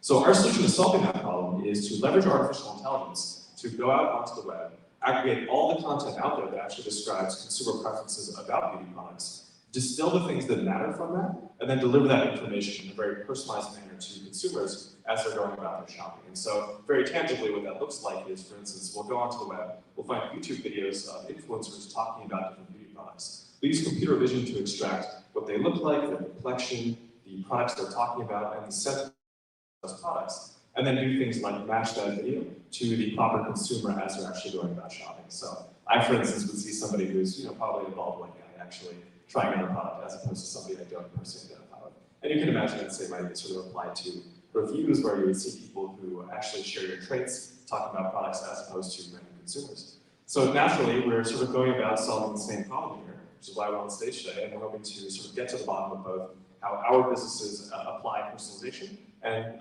simultaneously how others might go about applying similar techniques. So without further ado, I was thinking we could initially hop in and sort of attack this question by addressing how we personally apply personalization and artificial intelligence in our businesses. And I know Birchbox, you have this grand project of you actually get products in the mailbox of consumers every month, highly personalized. How does that happen? It's a process. And it's a process that actually was part of our very early idea in Birchbox, was not just sending you product, but sending you what we refer to as relevant product. So product that has a chance of working for you. But over time, we've had to develop a system that works for our business model, that allows us to operate it. So I'll try to describe it simply. We both understand product attributes and we understand the human attributes. And then in every single month, what we look at is based on the products that we want to put out there. Say there's a theme around it, that it might be a little bit more focused towards getting ready for summer. And we look at our sample population of the consumers, and we start running an algorithm to see what we can solve in this. And that algorithm's looking at a lot of different attributes. Everything from, of course, what works for the consumer and what doesn't. But also over time, we've learned a lot of things about how to operate the business better. Some of which are, how much is this box going to weigh? Others are, how happy is this box going to make someone when they look at it? So not necessarily is this the exact product, but how does it feel to open it? How much white is in it? How big is it? What brands are in here? So the algorithm is doing the work to solve and giving us little different solutions, and we might run it through and say, okay, this is kind of what we like, these types of boxes with this sample population. Then when we know exactly who the subscribers are going to be the following month, we do the actual solving. And then humans check. So humans just verify, like, do we still agree that this is solving for the right things? Easy things to do are these boxes the right weight? Harder things to do are, do we need to adjust our calculation of our happiness score? How happy these products make people. So that's something you can always adjust over time, is this product used to make people really happy, but over time we've seen it waning in happiness, so we might need to retool its score, which ultimately changes the success of the solution. That's super cool. Yes, so it sounds like there's this trade-off or this natural tension between maximizing the happiness of your customers by giving them the perfect products, while also meeting your business goals, which are keeping the cost down, keeping the weight appropriate, making sure you're not selling non-existent SKUs. And so how do you think about the relative prioritization of those two things, which is a very difficult problem, I'm sure? It is a difficult problem, and I'm not nearly as smart as Jay at this, but I'll tell you from a very practical perspective some of the things I've learned in the last 12 years. One of the biggest challenges with Birchbox was that when we launched, there was a ton of skepticism from beauty brands to work with us, mostly because brands thought consumers will never pay for a sample. I don't know if you remember. That didn't happen before. And so initially there was a ton of skepticism and we were tiny. And so brands said, sorry, call us when you're big. A few months later, we were big. And they said, sorry, you're too big. So you're gonna have to wait to get into our supply chain, and then like in 2 years, we can get you 10,000 samples. And I was like, in 2 years, I'm gonna need 1 million of these. So one of the things that happened from that was kind of beautiful, which is I started to realize that yes, personalization and relevance matters, but storytelling matters a lot too, which is also a huge part of this industry, and I know part of what all of you know and love. So, you know, really trying to think about that as a point of leverage, not just like, hey, here's this product, you have dry skin, it addresses dry skin, right? It's not just about that for consumers. So once you see what solutions are kind of seen to have this win for all, like work for the business, work for the consumers, how do you get the consumers to get more bought into this? Well, the simple answer is you don't bullshit them. No hyperbole, right? No, it is not going to change your life. It is going to hydrate your skin, or not. It's going to be more like a primer in your skin. So just trying to help them see, here's what you need to see in this product. Here's what it can do for you. Actually takes some of the weight out of how perfect is it. And over time, something that Jay and I probably differ in, I learned that while there's so much personalization potential, there's actually still a huge deficit in consumers understanding how to just take care of themselves. So if we can even address that and make sure that we're not sending them things that are irrelevant, that's a pretty wonderful experience. And shifting away from the idea that it has to be personalized, to how do we make it personal, right? How do we make this a personal experience, more of a human experience than just what the computer will tell us is correct? Yeah, I love the fact that if you sort of do a survey of companies globally that somehow apply artificial intelligence, the vast majority of them are drenched in this marketing message, which is, we are so smart, we're so AI-driven, and you really, while Birchbox is at the forefront of actually applying these technologies, the branding of Birchbox is very much speaking to the consumer, as opposed to the private equity investor or something along those lines who the AI thing will really resonate with. So kudos to you guys for putting it together. So I was going to say, part of the reason is that even maybe 12 years ago, some of this technology was proprietary, but now a lot of what you use to provide great consumer experience is open sourced tech, right? It's available for everybody to use, so trying to pretend that it's not is silly, right? Of course we apply it in specific ways to try to solve things specifically based on our business insights, but the technology itself is available. So I think trying to get over that and not present that as being the actual secret sauce of this, it's not. The secret sauce is still human insight. Yay. Yeah, so let's get into that a little bit. I mean, the really cool thing about trying to build an intimate and authentic relationship with your customer at a company like yours is that you have so many different touch points with which you can somehow have a personal touch with them. You have the actual box itself, I'm sure you have email messaging, you have social media. So can you tell us a little bit about the other ways in which you think about personalizing that customer experience end to end?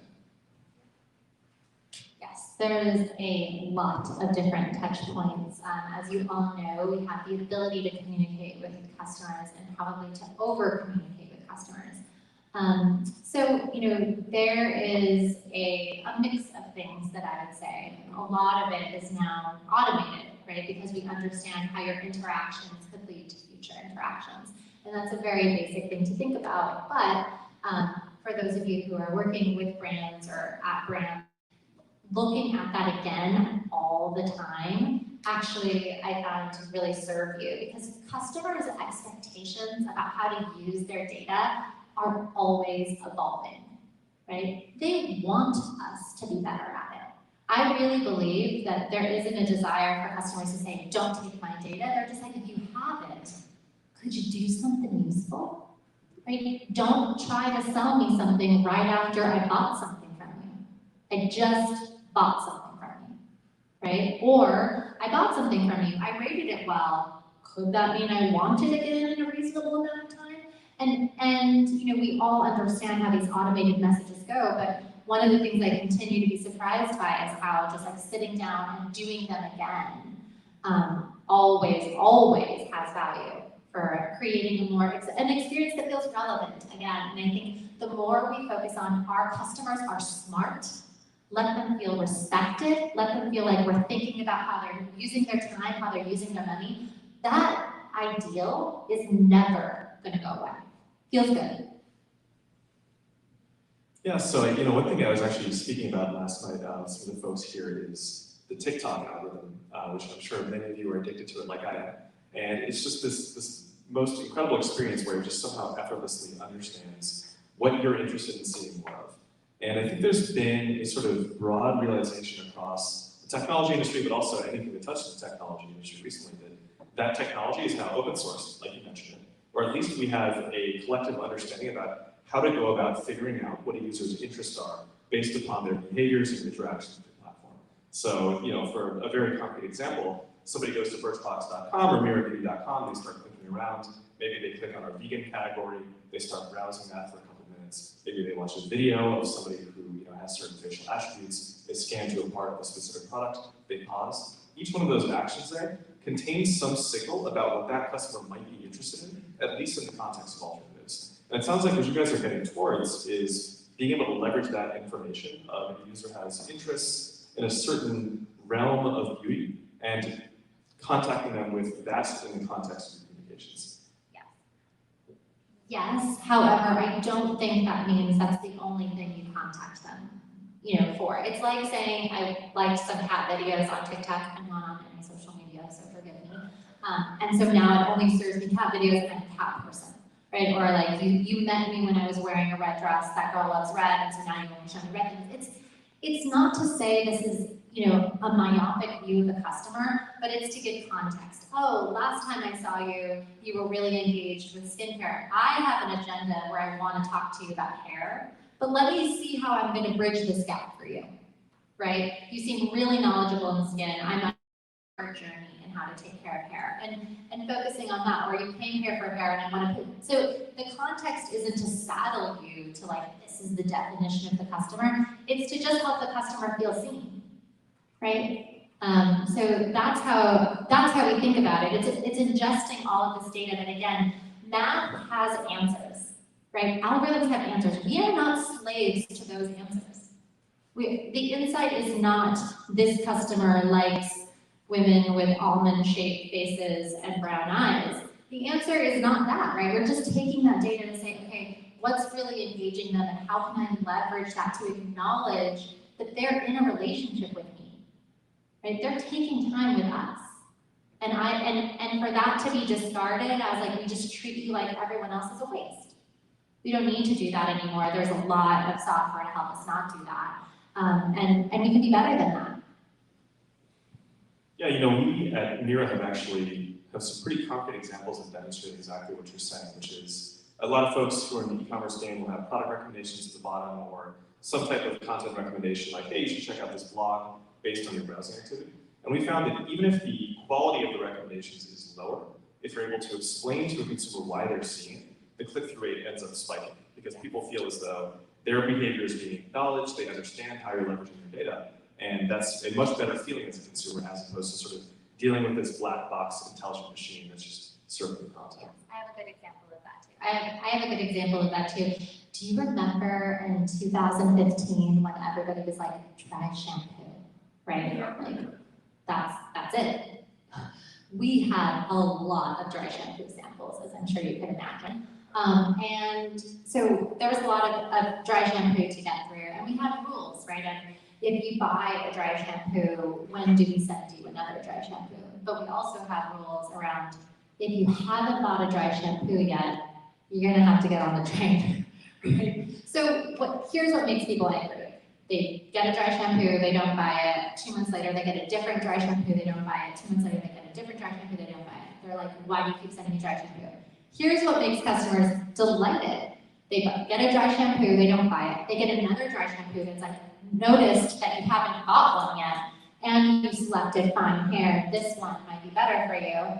Next one, notice you haven't bought one yet. This one's good for brunettes. So it's like the same exact thing is happening to them. But by providing that little context on why we're like, we actually know that you need a dry shampoo, the market is telling us this, it totally changes the perception of that user experience. So I'm assuming we have limited time here. What I really wanted to get into is, we've sort of described the state of the application of personalization in our respective businesses to a certain extent, but where does this lead in the future? What are you most excited about in terms of where you can take your business?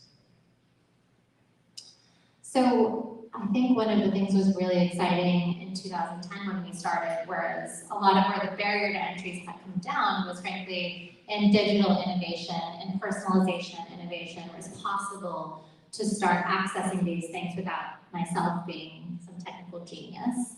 And that is a really exciting way of accessing customers, of giving them better, more relevant experiences. But now those barriers are changing in other spaces that you can think of as directly related to beauty or so adjacent that it's going to really matter. That I think are more towards in the science space. So in terms of the consumer experience itself, better being able to diagnose, actually diagnose what customers need, right? That the barrier to doing that is completely coming down, really understanding the health of the consumer's skin, the health of their hair, and actually being able to do something with that. I think there's going to be a renaissance in the actual data we can collect and how we can map that to relevant products. But I also think that on the other side, we're going to see a massive shift in the ingredients in beauty products in the next decade. There is completely new ways to develop beauty ingredients, just like we're seeing happening in food. It is happening, and it is going to get scaled, and it is going to change the potential of ingredients. And those two things together have me thinking about what it's going to actually mean to empower customers to take care of themselves. Imagine customers actually knowing how they're doing, right? Imagine them knowing where to invest. Imagine a world where a beauty product can deliver more than we ever thought it could because it was engineered in the lab, it was never needed to be tested on animals. That is all something that felt very like, wow, someday, and it is definitely in our lifetime, it's coming soon. And I'm really excited about that because what we really care about is actually giving customers something that changes their lives. And I think there's a psychological thing that beauty does, right? It helps you feel your best, but there's also a health aspect to it, where it's actually, preserving us, where you can actually think about, the health of your skin, and then of course there's the inside, which manifests into the outside, and all of these things that prior to now have been separate, they are going to start to converge, and it's going to be the best thing that customers have ever had access to. And it's going to be really hard, but that just means opportunity. You know, it's really interesting you mentioned this idea of being able to collect a whole new class of data. Maybe biometric data is the best way to describe it. That is enormously exciting coming from the AI to machine learning angle, where if you had access to information like, for instance, a consumer's microbiome or their genetic sequences, that is the holy grail from the perspective of somebody who's trying to write an algorithm to interpret what is the best product for them. And I'm not an expert in medicine or anything bio really, but I can tell you that the way that these things work is garbage in, garbage out. Meaning, the better quality information you put into an algorithm, the better quality of the inference you can get out. And so if we're trying to figure out, for instance, what probiotic or supplements you want to give an individual, if you have very high fidelity information on that individual's microbiome, DNA sequence, what have you, then you're going to be able to deliver them a significantly better outcome. So that's enormously exciting. The other thing I'd like to say on this is that I think that on the sort of digital side of things, what you typically see in the development of startups is usually there's like a watershed moment where suddenly a certain type of company becomes viable. And an example of that would be like Uber. A lot of people credit their ability to become such a successful company at that point in time based on the fact that phones suddenly had GPS. So you could go out and walk on the street and you would be able to see where you are on a map on Uber and the cab could actually find you. And I think that we've actually hit that moment with respect to consumer hardware at this point, where the phone on your iPhone, the camera on your iPhone is actually high fidelity enough that you can get very granular insights into, for instance, what's your skin, the maturity of it, if it has drying, if it has things like hyperpigmentation. And I was speaking to Chaz yesterday. I don't actually see him here, but he's putting together a very interesting company that essentially leverages your camera to get biomedical information or biometric information and then leverage that in order to actually develop products for you specifically. So I think we all see sort of a Cambrian explosion ahead of us in terms of products that are using biometric information to manufacture products specifically for an individual will help them reach a wellness outcome. It's very exciting. So beyond the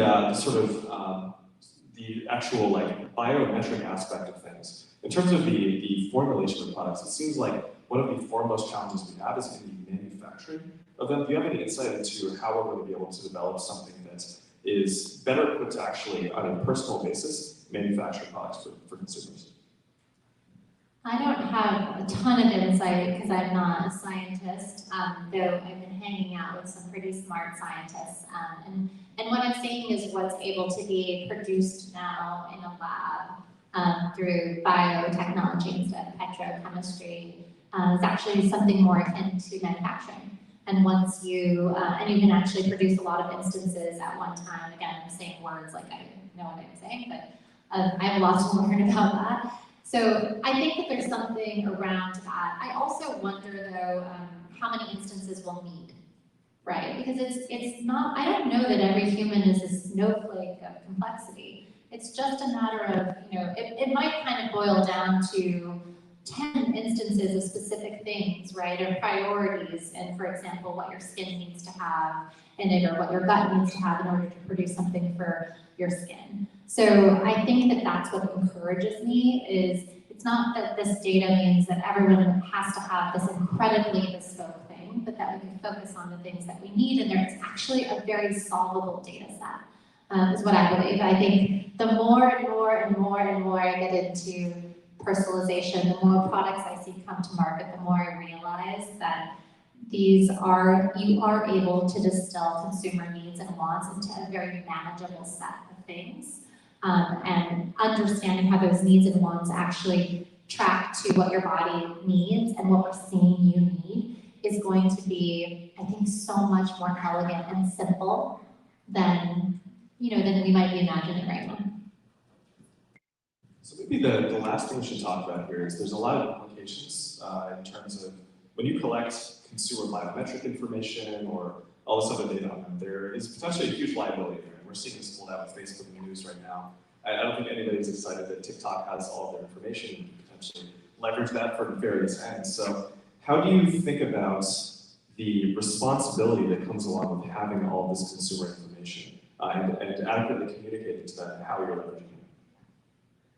I'd say a few things. I think reciprocity is at its core, right? With taking in consumer data comes with the responsibility to deliver something of value and to care for that data with respect. I fully believe that looking into being much more regulated and allowing consumers to understand what's happening with their data, where it is, how to get rid of it, why it might not be good to get rid of it, makes a ton of sense, and we shouldn't be resistant. I also think that with regulation comes the input of the industry, right? You don't just sit back and let regulation happen. We want to be actively involved with what's the regulation that makes sense, that isn't just some political campaign of you can't steal and sell our data, right? We need to be smart about this and make sure that we're thinking about really what needs to happen so that we can use the data to create the best user experiences and that the data is safe, right? There's different kinds of data, that there's your identity, that's very sensitive. There's so many ways that we can easily protect that. And then there's just personal data that you might not want to have everybody have access to. You don't want to have people sell, your personal data.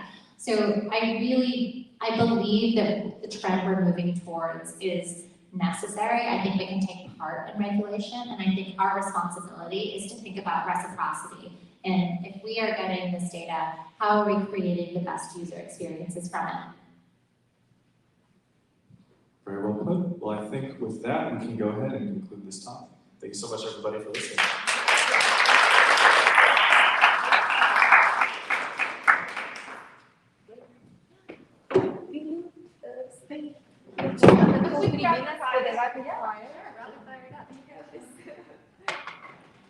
Okay, I think you were present for the previous one, but this was just a quick question and quick answer. One beauty trend you would like to see go away?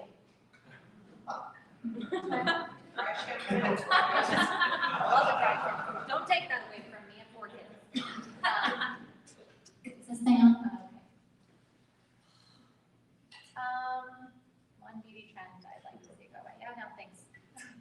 I've always had an issue personally with the inauthenticity of influencers. I would love to see fewer people being obviously paid to essentially show products on their social media feeds. I do think that we're actually heading in the right direction as well. It seems like there is an increase in authenticity on social media these days. But every time I see something like that, it makes me think of we're actually not progressing as a beauty community, but rather going back towards the old way of large voices controlling the narrative as opposed to a democratized way of putting it.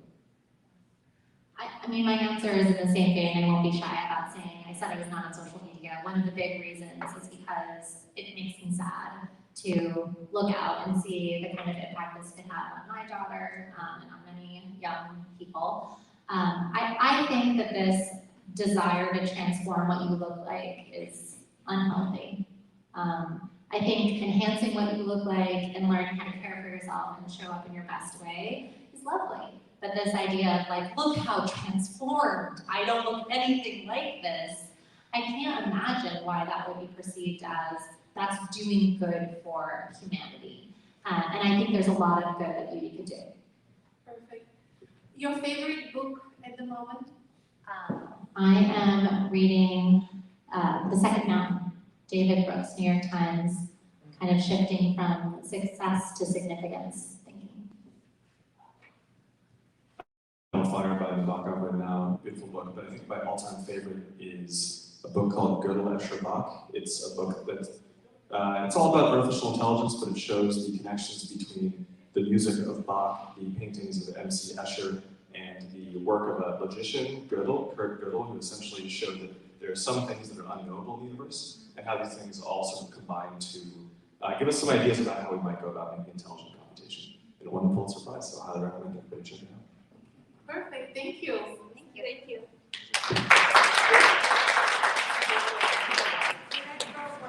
Guys, what is right now, what category have you seen a lot more of us in this year? Skin, definitely skin. I'd say that is blowing up, and I think skin on the body is a new category to be considered now that we don't stop here.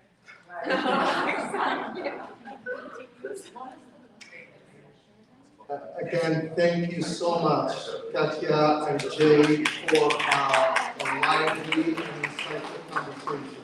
Really appreciate that. All right, on to the next segment of our program this morning. We have a fantastic panel on the topic of retail disruption. So, and to facilitate this panel, we have Kelly Kovack, the founder and CEO of BeautyMatter. Kelly does not need an introduction, so I'm not, and we love you, Kelly. You're part of this community. You're actually a foundation of this community. Kelly, if you could come up here, and then if we could have Sarah Chung as well come up, and David, please come up to the panel. And I will introduce the panelists, so give them a chance to introduce themselves.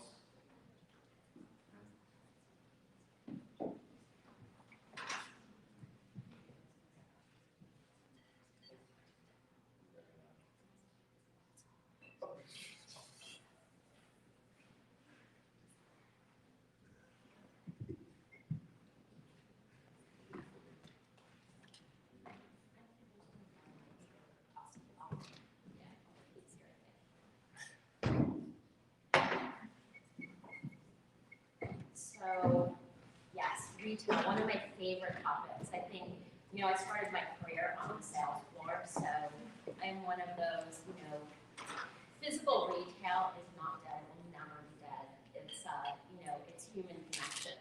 And I'm so excited to be doing this panel with two friends that I've known for a very, very long time. I won't say how long, because it will date all of us. So David Pirrotta and Sarah Chung. I'm going to let each of you sort of give a description of your businesses. They're similar and different at the same time. So Sarah, do you want to give sort of like a quick overview of what you're doing at Landin International? Sure, we're changing lives. Landin is a B2B technology platform, and we essentially, our mission is to use technology to help level the playing field for indie and minority-owned brands. We have about 400 on the platform, and we have 3 services. One is the marketplace, which helps brands connect with retailers, Clean Pre-Check, which helps brands to know what clean beauty standards they are compliant with, and then the training school, which allows brands to publish training information for retail. And the last 2 we just launched in the last month or so, and I'll probably end up talking a little bit more about that. I actually have a few different facets to my business. It started as a brand management agency in 2009, which is very kind of going back to how I started. It was a traditional showroom, which you would have people on the road going to meet your spa directors and your retail owners and specialty boutiques, as well as meeting with all the buyers in department stores and majors as well. But then later on in 2013, I started my distribution business, which I started importing brands and holding them in a warehouse. I eventually decided to open my own 3PL, which is a logistics center for young independent brands, because all these larger distribution 3PLs actually couldn't give that customer service that I needed, because the boxes that we ship out have to have that personality and have to feel like it's coming from someone personalizing the box itself. So you would open it, you get a card, you get an experience, and create that business.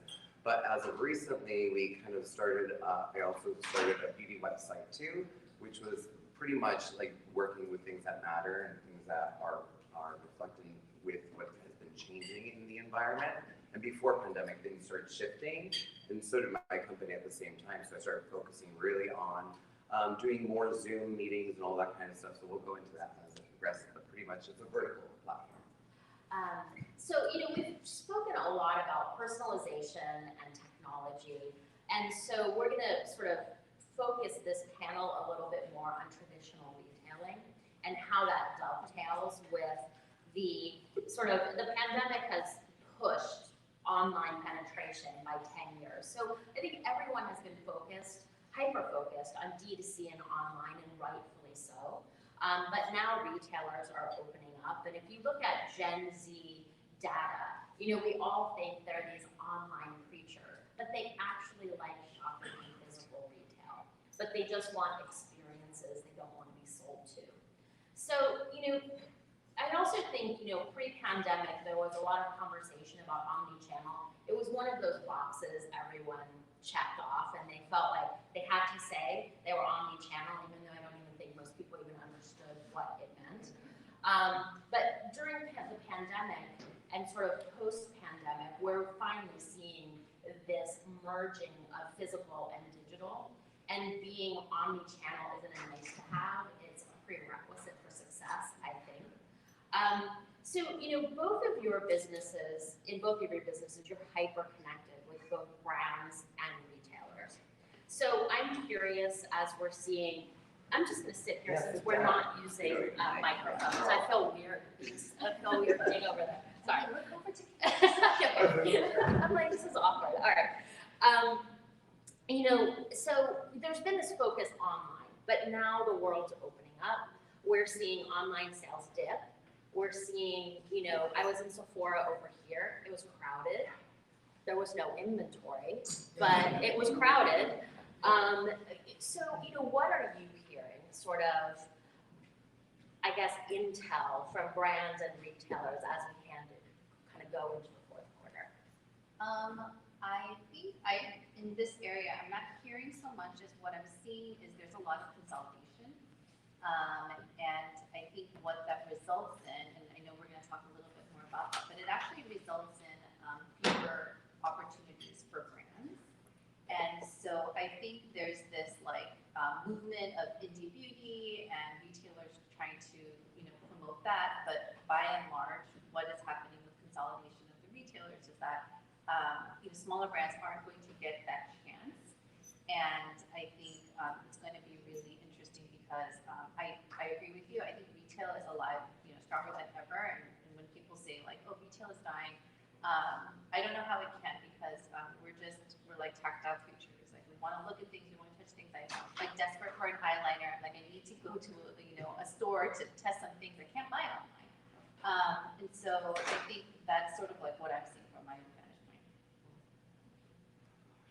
No, I've seen a lot of shift happening. Actually, during the pandemic, all of our, of course, e-commerce grew by 80 to 100%. And then as of right now, even talking to some clients, their direct to consumers dropped significantly, and even our retailers, our department stores are now back to like a 50-50, which is interesting. And then if you go in store, and even in Europe, you go into stores and they're packed. People just want the opportunity to have that experience, and retail has always been an experience. Like I always tell everybody, go to the 7th floor at Bergdorf Goodman, it's never empty. It's the only experience in Manhattan that keeps shifting every quarter. It's because they're drawing in a customer to see what they're doing. And that's why I think retail will stay alive, because people want to go have an experience. They want to go in. I love going to a gallery to see art. I love going to try a pair of pants. I can't order 5 pairs. I gotta go in. I'm a chubby boy. I like to try everything on in person. So it's like, I think retail is shifting. I think people want authenticity. They want brands that are made well. They want, when it comes to fashion, they want it made well. When it comes to beauty, they're really keen on ingredients, efficacy, sustainability, and they want to be part of that community. So that's what they're looking for. Well, also a lot of people talk about, and it's true, like the barrier to entry to sort of launching a brand, it is so low. I mean, you can throw up a website, wrap some labels on some product, and you're in business. I've never seen anything like it. But conversely, I think it's never been more competitive or more expensive to launch a brand. I also don't know who's buying all this product. My inbox is just like every day there's like 50 new brands. How do you guys, I guess I'm curious what your lens is, right? I'm sure your inboxes are like my inboxes, with people looking to tap into your expertise to get them into retail. What lens do you use to sort of make the bets on the brands that have the ability to scale? Yeah, I think that I'd like to have a deep answer, but the first is packaging. Because I think because we work in retail, the packaging has to sell itself, it has to be appealing. So that's like your gate number 1.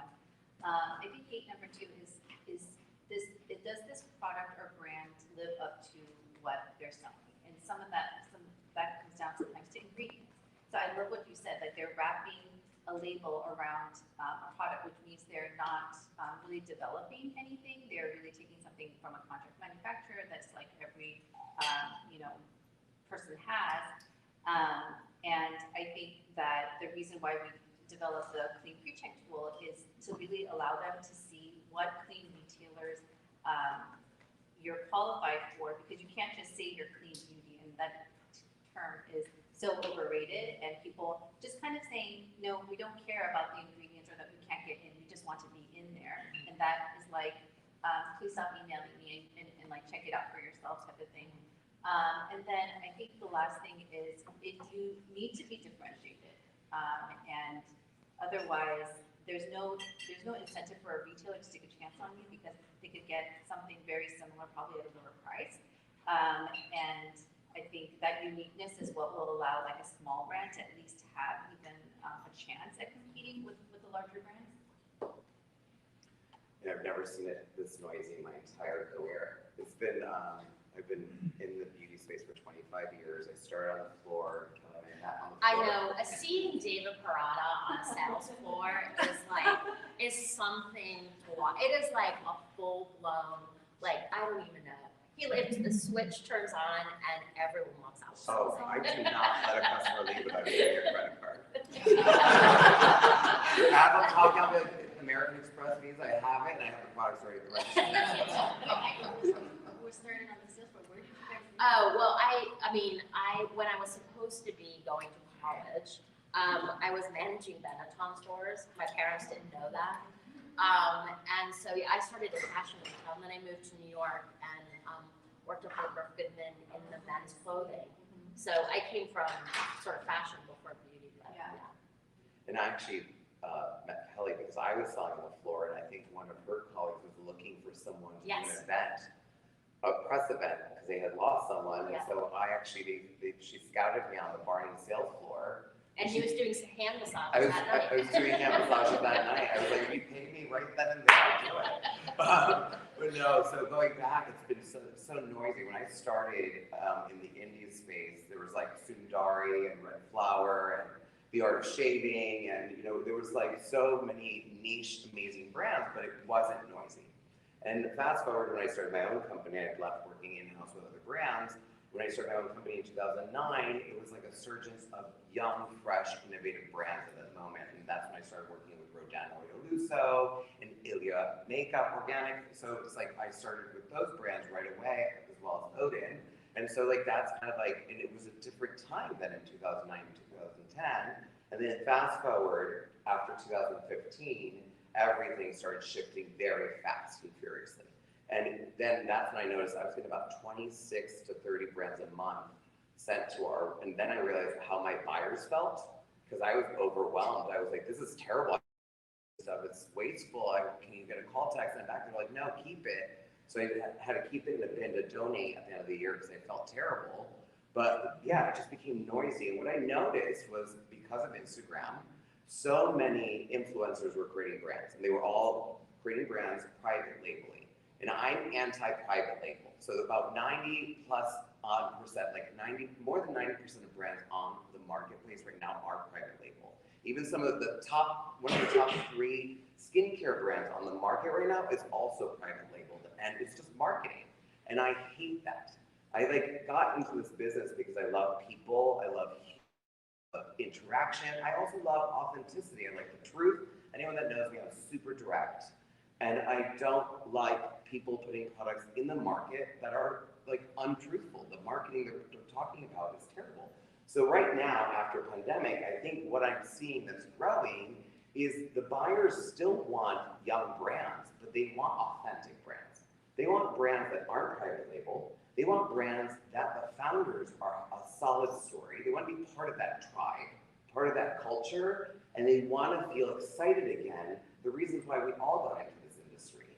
And they don't want that noisy bullshit that the influencers are bringing. The hardest thing for me is trying to have my young brands be able to compete with these celebrity brands, because now I have my Sephora buyers asking me for a TikTok strategy. I'm a 45-year-old man, I can barely keep up with Instagram. Like, I thought I finally nailed it. Now I gotta learn how to do TikToks. And then I paid my niece $100 to show me how to do savage on TikTok. And then I'm like, this is what I gotta learn how to do. And all of my makeup artist, stylist friends in LA are now making their money not on celebrities, on TikTok stars. So it's YouTube and TikTok. So for my brand, the way we can stand out, and the young brands out there, the only way you can stand out now and survive is you have to bring people in to your world. Show them how authentic you are. Show them that you are creating the products for the right reasons. Show them that the ingredients that are being sourced, like Eric and Miriam's brand ingredients, the way they source and find each ingredient, no other brand does that hard homework beforehand. They just buy from any manufacturer that will sell them, bulk. So I think nowadays, what will survive is authenticity and truth. Can we talk about price point for a minute? Because I feel like there is so much conversation about accessibility.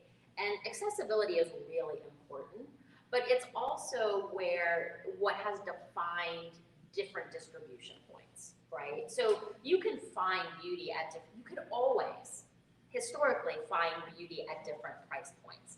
But I feel now there's so much conversation about accessibility and price points.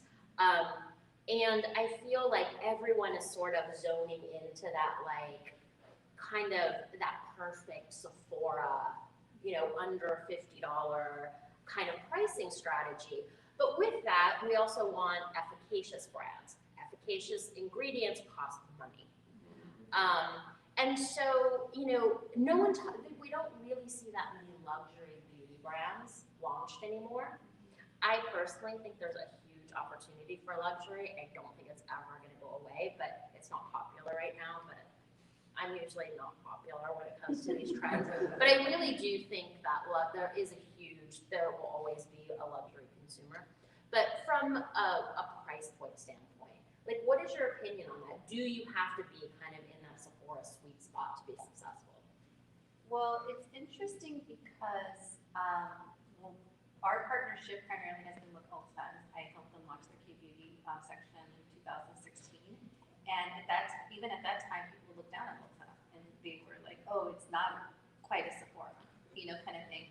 And our sweet spot is kind of that affordable prestige. And, when you say quality skincare costs more, yes and no, because sometimes the raw ingredients aren't very expensive. Well, I think you need scale, right? You can, I think it's, when I say quality of ingredients, you can't be running 2,500 pieces and hit a $28 moisturizer with a lot of that. I mean, there are sort of economics behind all of it. And I don't know, I feel like, coming from Korea, where that's really become like the cosmetic factory, industry, I know what things cost and they're quite cheap. And I had a brand come to me, it was a CBD brand, and they had a sheet mask that was like $12, and they're like, but this is what we have to sell it at to make money. And I'm like, well, you're not making it right. That's just like the fact of it, because it doesn't cost that much to make even in the CBD face mask. And it's been interesting because I thought that kind of went away. Now Ulta's doing super well and no one's looking down on them. And then the thing with JCPenney, which we're also part of, and now, they're saying, well, it's not Sephora. And I think there's nothing wrong with an affordable skincare. I think you can get quality skincare for less. And I think people do like that, they're doing like the high and low. And I was just at a luxury house who just launched beauty. It was Gucci. And I literally was like, yeah, I saw this stuff in Korea 4 years ago. It was like a copy paste. So I don't know. I think my personal standpoint is there are few brands that I think are worth it, but a lot of times you're paying for the name. For your thoughts? No, my thoughts have shifted so much from when I first started. So when I first started, I loved exclusivities and I loved all that. So I think the world of that has completely shifted and price points have shifted dramatically. So I think you can find, I have brands that are under $50. I have brands that are all the way up to $300. So you can still sell luxury, but I think when it comes to skincare and body care, they know that there's so much out there. So in order to survive if you're new, I think it's very hard unless your narrative and your DNA is sort of different for luxury. But I think right now, the sweet place right now for pricing is like no higher than $100, below 100. But most I have like serums that are $38 in our showroom, and oils that are $90. I guess I'm just curious because it's become so noisy and so competitive in that price point. But it's like, is that just the cost of being successful now? But then you have kind of an outlier like Augustina's Bader. Yes. And, you know, I think it also, you know, ties into the M&A kind of frothy market. So investors, when they look at luxury, they're like, oh, but, you know, it can only scale so much because there aren't that many outlets. So anyway, I was just curious because it feels like we've defaulted to sort of this predetermined price structure. Yeah, but Augustine, of course, like you got $2 million marketing budget out the gate, so like that's a difference. So like for me, well, like, yes, I mean, I had $2 million to like launch a $300, you know, like I think. Yeah, I mean, a lot of it depends on, you know, how much money do you have to sort of support these businesses. But anyway, I mean, let's, I'd like to shift a little bit to sort of the human element of retailing. So, you know, one of the interesting things during the pandemic, one of the shifts that I love was retailers like Credo that took their retail team, shifted them online. They all stayed employed. They used Hero, and you took sort of what you would, the experience you would have on a retail floor and pivoted it online, really sort of changing and making it an omni-channel experience. But I love the fact that in all of this, the beauty advisor, who we often, you know, even though they are the face of your brand in that retailer for that consumer at that time, you know, how many brands actually gave their beauty advisors the last launch, right? You know, it went to a bunch of influencers, but those people are the most influential. And all of a sudden they were elevated because they were making the sales happen in this very difficult time, and they were the between physical and digital. And can you share a little bit about the platform you have, which is sort of supporting all of that through education? Yeah, and I think the role of the beauty advisor has gotten so much harder because, as you said, there are so many new brands, so many new launches, and they're kind of expected to keep up with all of what's going on. But pre-pandemic, they weren't allowed to have their phones on the floor. Yes. So they were at a disadvantage because you have a consumer that has all the information at their disposal and a human being that. And it's almost like a gotcha, like, do you Yeah, know what this exactly. does? No, it's not, because I have the information right here. Or what I saw was beauty advisors, they would, because they weren't getting the resources, they would actually go on themselves and research, like, oh, I'm gonna go on YouTube and try to find out. And I love the earnestness of a beauty advisor, like you chose this, you know, line of work because you probably like skincare, you like color, you like beauty, and they're looking for the information. But I think what kind of prompted us to create the training app is that there's not a lot of information for the professional, other than what we used to do, which was like physical sales sheets, and we would go like, you know, have them printouts and hand them out. And what the information they need, which is really simple. It's like, what is it? When do I use it? What kind of skincare is it good for? What other products can you use with it? How do I demo it? And these are like the very basics that they need and they weren't getting from brands. And that's sort of what our training tool does. And then the other part, which I think prompted it, is there's so much innovation on consumer beauty, you know, technology and information, and everything is super fun.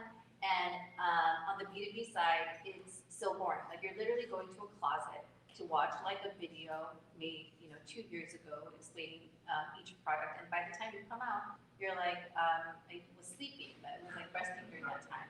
And so we wanted to create something that was interactive. It's short form video. It also allows like founders to speak directly to the sales associates, because it's impossible to visit every store location, you know, regularly or even ever. And how do you keep that information up to date? How do you keep it interesting? And that's sort of the problem that we're solving for. But just to come back to your point, like the beauty advisor's role is very important. We need to invest in it, and we need to create more communication around empowering them with the information they need.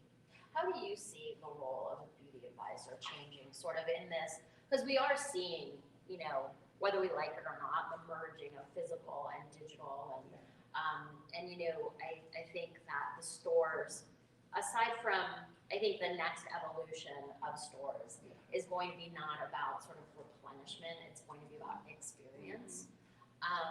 You know, what do you think the role of the beauty advisor will be? Or is it going to be replaced by technology? No, I think, well, I started as a beauty advisor before, so like I think the role has shifted a lot. I think during the pandemic, the stores, the specialty stores I saw that survived, the founders and their team became beauty advisors. If they didn't have a platform, they'd either use WhatsApp or they'd use Zoom or Google Meets, and they would sit there with their clients and show them product from the store. They would go to the stores, the physical stores themselves, and sit there and show their consumer.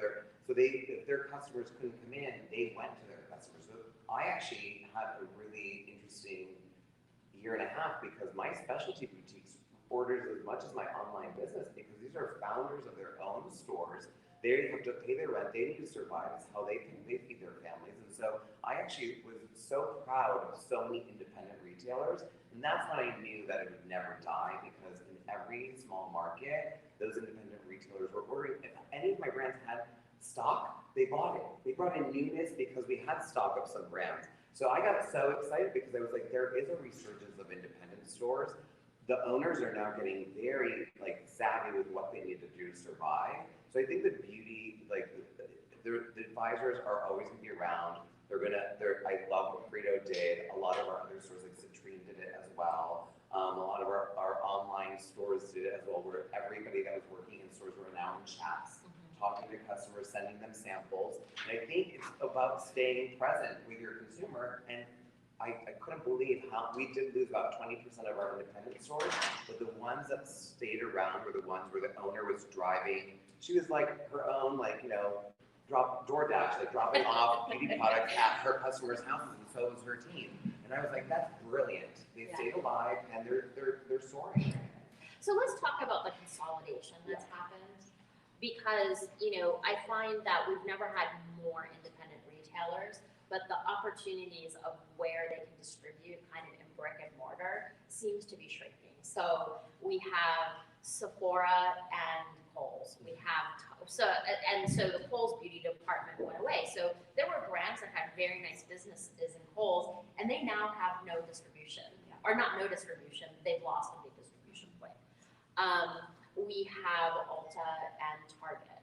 We have THG acquired Cult Beauty, Feel Unique was acquired by Sephora, and then you have strategic partnerships. And it feels like, the two big strategic, and if you include THG in that, who has also acquired Dermstore, you have sort of three retailers that, kind of have a corner on the market.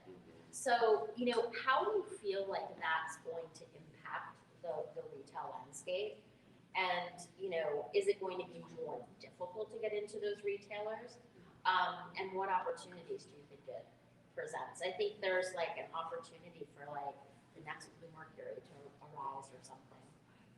I agree. I think I worked closely with Cult Beauty and also with Dermstore, so they were acquired on the same week. And so I couldn't that for 4 months because the whole back end shifted at the same time. And then it's like they were out of stock. It was a disaster. And what I noticed was okay, I can no longer depend on Dermstore. I can no longer depend on Cult. Probably eventually Niche in Germany.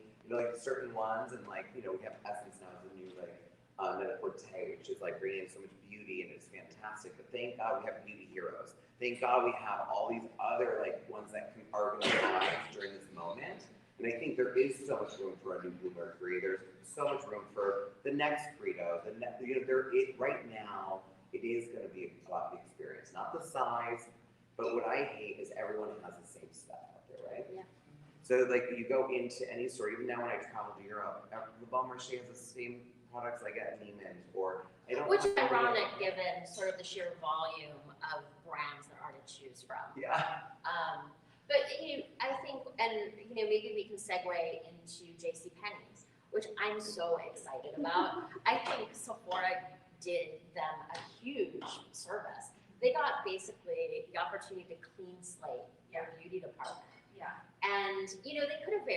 easily, done the normal assortment. And instead, they're sort of creating what other retailers are attempting to retrofit. Yeah. I think you're exactly right in that I don't know when was the last time there was a major retailer that is launching from the ground up a beauty concept. So they're launching 170 brands at the same time, which is a huge task and undertaking. And I think they were smart because if they tried to replace Sephora with a Sephora wannabe, they were going to fail. And one would say that Sephora failed at JCPenney because it wasn't the right fit for their customer. And I think what they did is look at their customer base, which was ethnically diverse. There's a wide age range. It's not just the millennials.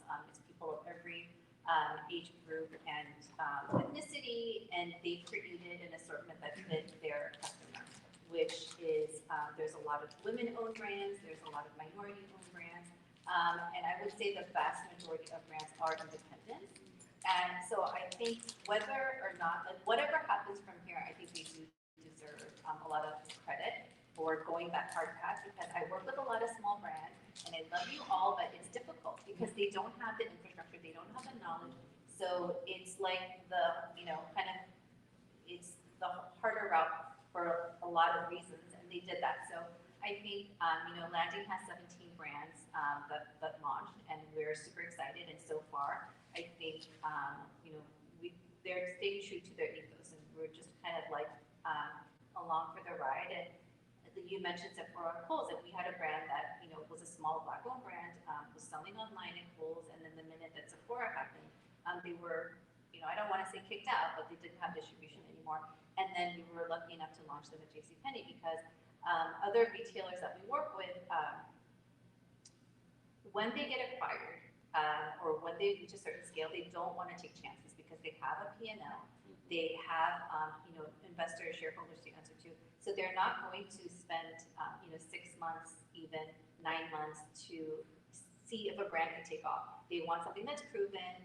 They want someone with a lot of marketing dollars, and that then basically dictates who are you going to bring in, which is the brands that we see over and over again. So I want to end on the topic of marketplaces, right? So, it's been fascinating to watch Amazon. 15 years ago, I remember talking to brands about Amazon, and they're like, "You can't sell on Amazon." It's like, okay, but you're already there. And it was kind of like this, and then there were some retailers that were all in. Like, there were retailers that made a ton of money selling amazing brands on retail on Amazon because no one wanted to deal with it. And now fast forward, everyone, we have, Amore Pacific has an Amazon first strategy for launching brands in the US. We have a brand, like last week I got a press release that's pulling out of Ulta to focus on D2C and Amazon. And Amazon has kept a lot of indie brands lights on, not only through the pandemic, kind of pre-pandemic, but even beyond Amazon, it's this whole distribution strategy of marketplaces. So Tmall is the entry point for most brands into Asia. There are other marketplaces across Asia that are very big. Nykaa in India has launched a marketplace. So it is now, it's its own ecosystem. And how do you think it's going to impact how people think about distribution? And what role should it play in how they're thinking about distribution? Well, no, for me, it's like during the pandemic, started consulting ITA, which is the Italian consulate. So I consult probably 40 Italian brands that go overseas and come into the US market, other markets. A lot of them have survived with Alibaba's marketplace. Because Alibaba can launch a young brand and has the eyes watching them. And so the way they were able to manufacture during these times was working with a marketplace in Asia, such as Alibaba, which is huge, which I would never want any of my brands on Alibaba. That's just me, just because it just messes up my kind of strategy. Yeah, but to that point, To that point, you have these marketplaces that are, you cannot discount the number of eyeballs that are there. And you also have, it's almost like the supply chain, right? We have this preconceived idea of how you work with distributors and countries, right? So, you know, a lot of brands have these legacy contracts where basically they have a distributor that runs their business in that country, right? And that includes Amazon, that includes direct to consumer. And now people are trying to unwind that because, you know, as a brand, I think you should own your D2C in any country. And I think not a lot of these distributors understand how to build a brand on Amazon. So in order to maximize the potential of a brand, I kind of feel like the same way we're redefining our supply chains, we have to rethink how we approach sort of these distributor partnerships. No, I think the old model of distribution is over. Like, I'm a distributor, and I started my distribution company in 2013. It's like, it's shifted so many times. It's like, I'm my final like straw as a distributor, to be quite honest. But like, the reason why is because you do, like, I originally had Amazon for most of the brands, but then, you know, when we renegotiated, I would lose the Amazon. And so for me, as if I own my own brand, I wouldn't want my distributor in any other market having my Amazon or any other marketplace. I would want to be able to control that myself. So I completely understand that. I think that's all shifting. I think also my strategies with like global strategies for the US market and other things like that. I don't mind if my brands are on Alibaba or other marketplaces, but even there's smaller marketplaces now. Yeah. Like J. Crew has its own little marketplace. Everyone has their own little marketplace, and now everyone's doing drop shipping. So it's like everything is shifting, and you just have to like go with it. Like, I love going with it. I never like there's a solution for everything. So like I just like roll with it, and it's sometimes it's ups and downs, but I'm enjoying seeing it shift. I'd be bored if it was changing so fast. What are your thoughts on marketplaces? The one that I'm most familiar with is Amazon.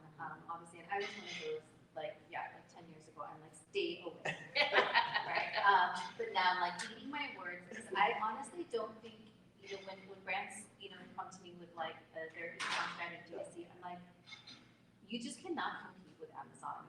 But what we're seeing that small brands, like a 2 SKU brand is making on Amazon is like triple what they would make if they were all doors of Ulta. I'm sorry to say it, because there's such a volume of customers who are willing to try all sorts of things. Because what Amazon did is they lowered the risk level, right? Because you're going to get it in 2 days, sometimes the same day, and you can return it if it seems fake, if it seems damaged, whatever it is. So there's like a very low risk proposition for the customer. Or you can put something else in the box and then you get credit anyway. What you do, Kelly, on your own time is none of my business.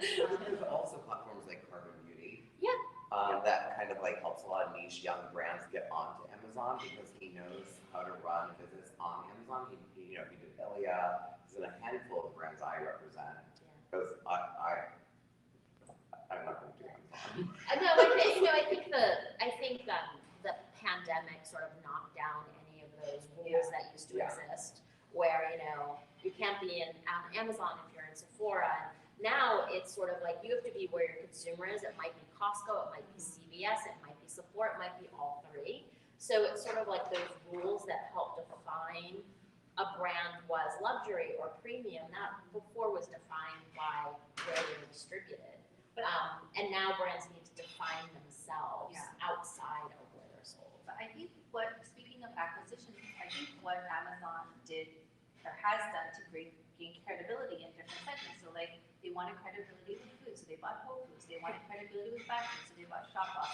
And I wouldn't be surprised if they were to acquire a beauty retailer to get credibility because they're not getting credit for any kind of curation. You know, they're trying to premium beauty, but I think there's, you know, I wouldn't be surprised if something happens there. Well, they can try it in the conservatory with Brian Bulky, like to have like a luxurious like platform. Yeah. They're trying. All right, we're getting the hook from Karina. We're done. Done.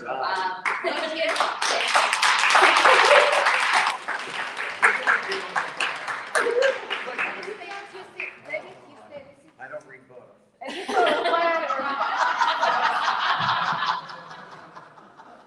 Well, your discussions, I'll be more on topic just because there's so many related questions. So, pop-up versus flagship store for a brand. It depends on the brand. I think, you know, I love pop-ups. I love trying trying new markets, and I think pop-up is brilliant for a young brand to feel out and see how to acquire new business in different markets, for sure. And it's lower cost. Lower costs, and you can move on if it doesn't make any money. Yeah, pop-ups. Is Amazon a must-do for every beauty brand? I think yes. I think so too. Yeah. Hate saying that, would never have said that 5 years ago. I would say yes, unless you're like a Glossier who said I'll never sell on Amazon, but you can control your distribution in such a way that you're not going to show up on Amazon through a third party. Yeah. So 99% yes, I would say yes. And last question, is this emergence of beauty and wellness brands a bubble that may burst? No, I think beauty and wellness is going to become one full category. It's just happening. So it's even home wellness and beauty are becoming all one. Very pandemic, that's what's happening in my world. Yeah, no, I agree. And I think it's like beauty, wellness. I'm even expanding it to like pet care, baby care. I think it's all kind of more like a lifestyle of those that it's just process categories. I would say that beauty and wellness have already merged. Like that train left the station a while ago, but I think now we're seeing it merging into healthcare, sort of with like, and I would say it's happening faster, sort of in female healthcare, which is white space, underserved. So menopause brands, period care brands, really sort of merging with personal care. Awesome. Well, thank you. That's it.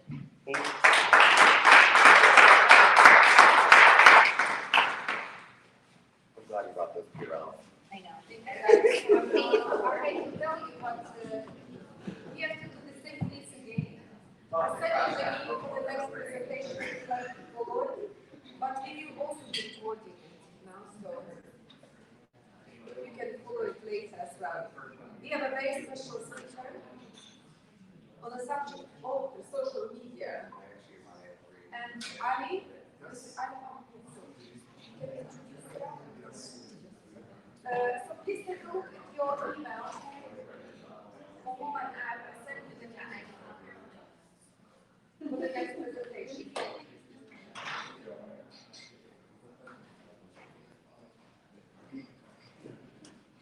All right, everybody got the link in terms of the presentation? It's new way of presenting that we're using and trying. Yeah.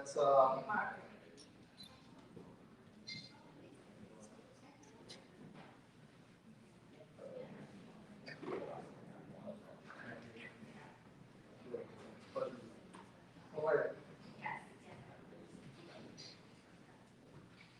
So on this topic that's closing our morning session, we've got Sourabh Sharma. Sourabh Sharma is the serial entrepreneur, the digital influencer, and the co-founder and creative director of Figure Out. He's going to talk to us about what social media is doing to this industry and what the future brings. So without further ado, please welcome Sourabh Sharma.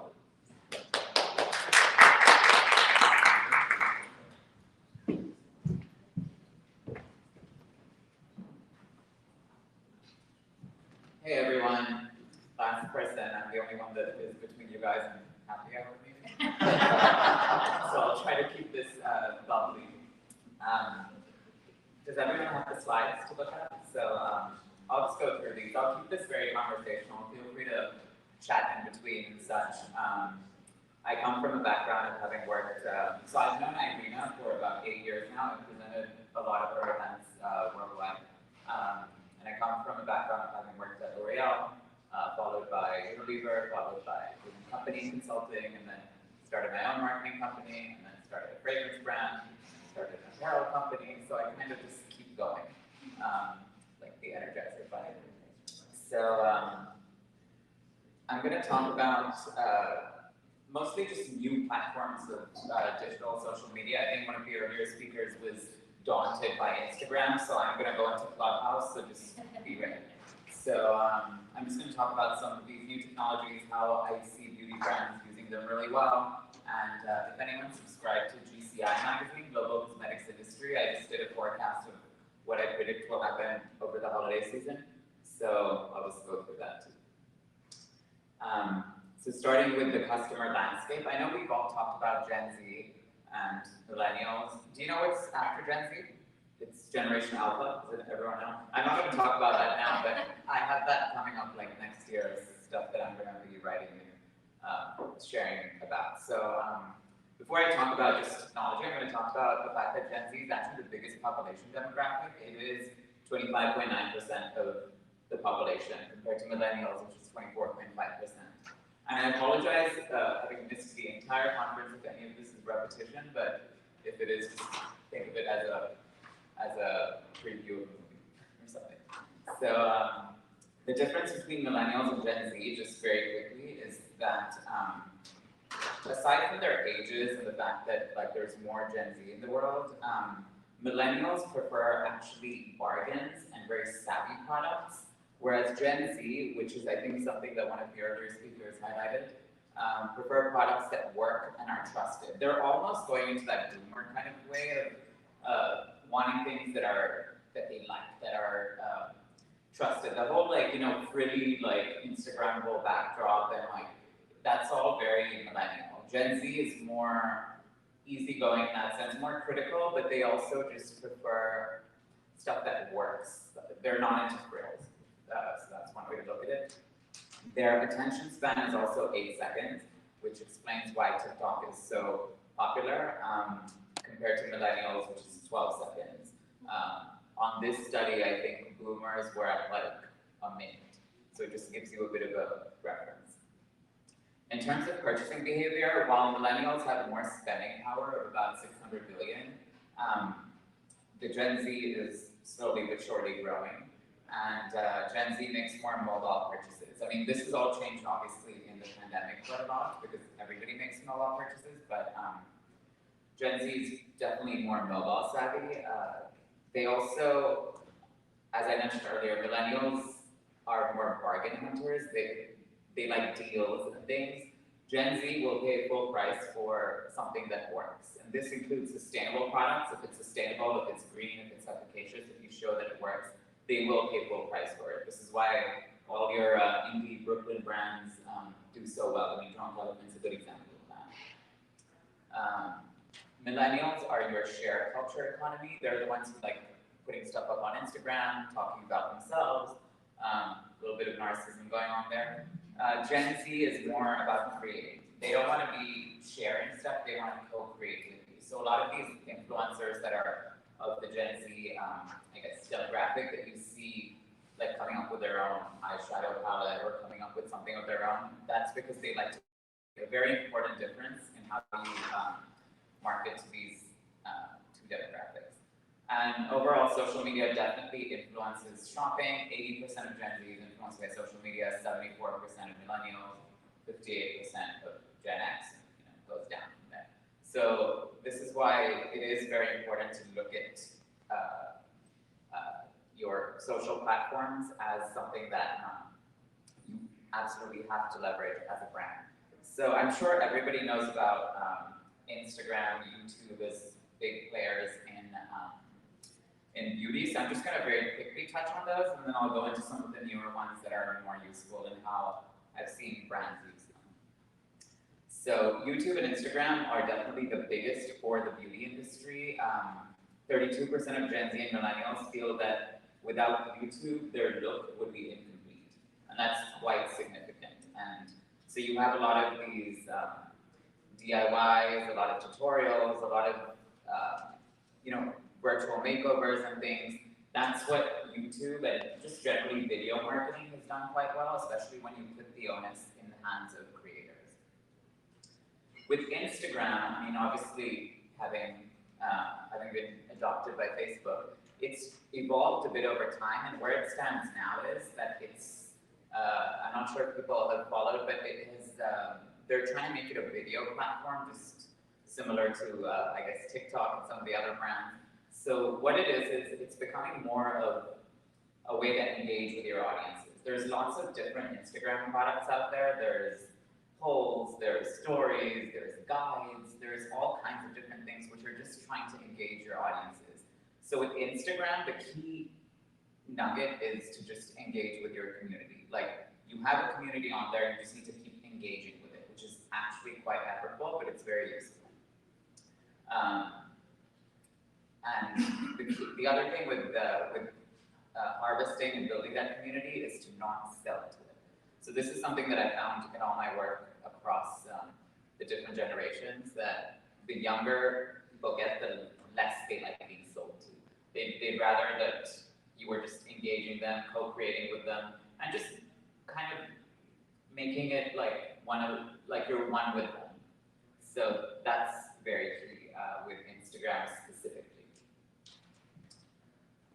Live and video streaming has become more popular over the pandemic. The reason for this is that it has human access. So a lot of founders of brands, a lot of content creators, a lot of, I guess, influencers or people who had some kind of know-how would go live with brands, with other, people who are enlightened in the field, to just give a voice to the brand. This became very useful for beauty in particular, especially with all the gadgets coming up. So Newface, like the founder, she's often on an Instagram live answering questions and things. These kind of things are important because, again, they give a voice to the brand, they harvest that community, and it just becomes very easy to understand what a brand is about. TikTok, I'm assuming everyone's familiar with TikTok. It's very popular with Gen Z, and especially with gadgets. Now, the key thing to know about TikTok is that it's very fad-based. People have very low attention spans. You know, the population on TikTok, their attention span is like 8 seconds. So the way TikTok's algorithm works is that how a video gets viral is that it needs to be watched completely. So very few videos get watched completely, and so you really need to engage your audience very quickly on TikTok. Now the thing is, because it's a fad, people want just one thing and they want just that. So if it's a blue eyeshadow, then that's the only thing you need to talk about. If it's like Newface, which is one of the gadgets, then that's the only thing to talk about. If it's a nail polish remover that's like vegan, cruelty-free, that's the only thing you need to talk about because that's what keeps going. So it's a little bit the antithesis of like Instagram, Facebook, which used to be more about a journey of discovery, a feed, a pretty feed. This is more talk about one thing, talk about it in kind of depth, and just keep talking about it over and over again. That's the key thing with TikTok. And what's good about TikTok is that unlike Facebook and Instagram, the raw realness is actually appreciated. Pretty feeds and such are not as appreciated. So it actually gives you a bit more playroom in trying to be authentic to your brand, and also just distilling down to what your key products are, your key winners are, because that's what makes things work on TikTok. With gadgets in particular, there's been 8 to 25% category sales, and this just has kept going, growing, mostly I think owing to the pandemic, because people were at home, they were using a lot of the gadgets, so a little bit is due to that too, but there's been a huge uptick of gadgets in particular on TikTok. So you'll see a lot of different brands, Fenty, NYX, Elf Cosmetics, they're all doing giveaways, tutorials, celebrating diversity. It is a little bit of a lot of content going out there, but it is there is a stream of consistency in all of it, in that it's not talking about the brand overall, it's talking about very specific things. So that's what's key, that's a key distinguisher of TikTok versus your Instagram, Facebook, which have become more, I would say almost like Pinterest, and trying to become very pretty feeds at this point.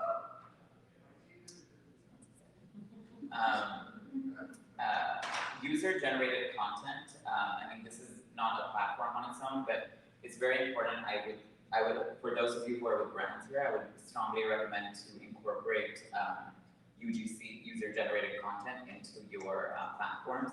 This is very easy to do with ephemeral content like Instagram stories or TikTok, but this kind of thing, again, is going back to the notion that Gen Z likes to create things with you. They don't like to just share stuff. They want to be part of it. So UGC is definitely something that's here to stay. And then Clubhouse, which is relatively newer. I think, I'm not sure if it's still invite only, it might be. But for those who aren't familiar, the best way I found to describe it was a podcast and a live panel discussion, hybrid, but with no editing, no soundtracks, and it's audio only. So it's very discussion-based in that sense. It is kind of like a podcast, but it is where people come in and talk about things. And there's a lot of different beauty clubs on there, actually. A clean beauty club.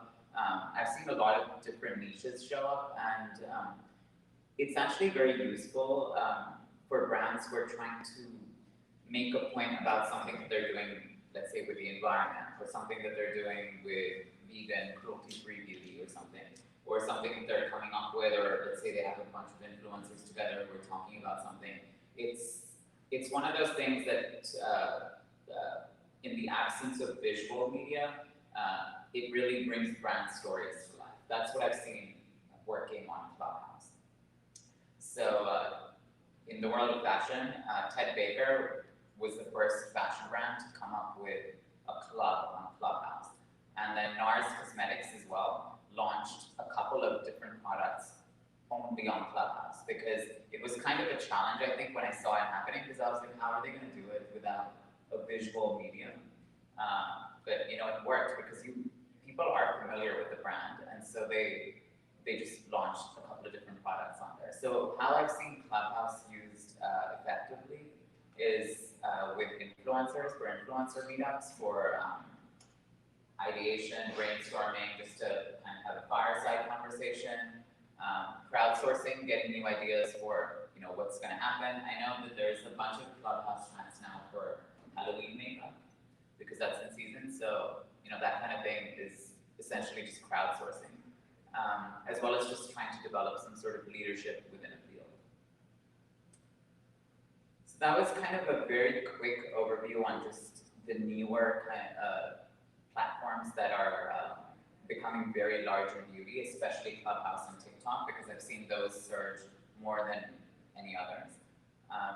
And then just a quick preview of post-pandemic holiday marketing. Some trends that we've noticed and just some research and work we've done is that Q4 is actually predicted to be a holiday season all in all. Black Friday's sales have already started now in October.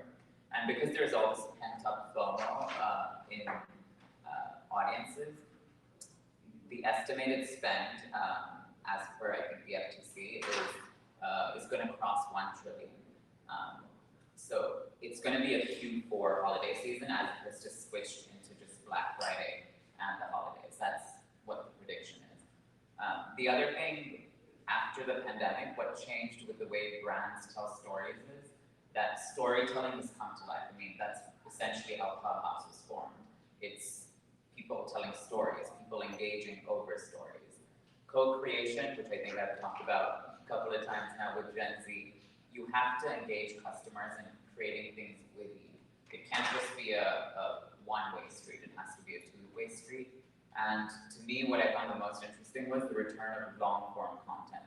So if you think about back in the day when advertisements used to be very long, they got shorter, briefer, you were trying to get people's attention faster. But now with email marketing, SMS marketing coming back, given that everybody was at home and easily targeted over the pandemic, long-form content has actually come back. There's lots of studies by social platforms which even say that the longer your Instagram caption, the more engaging it gets.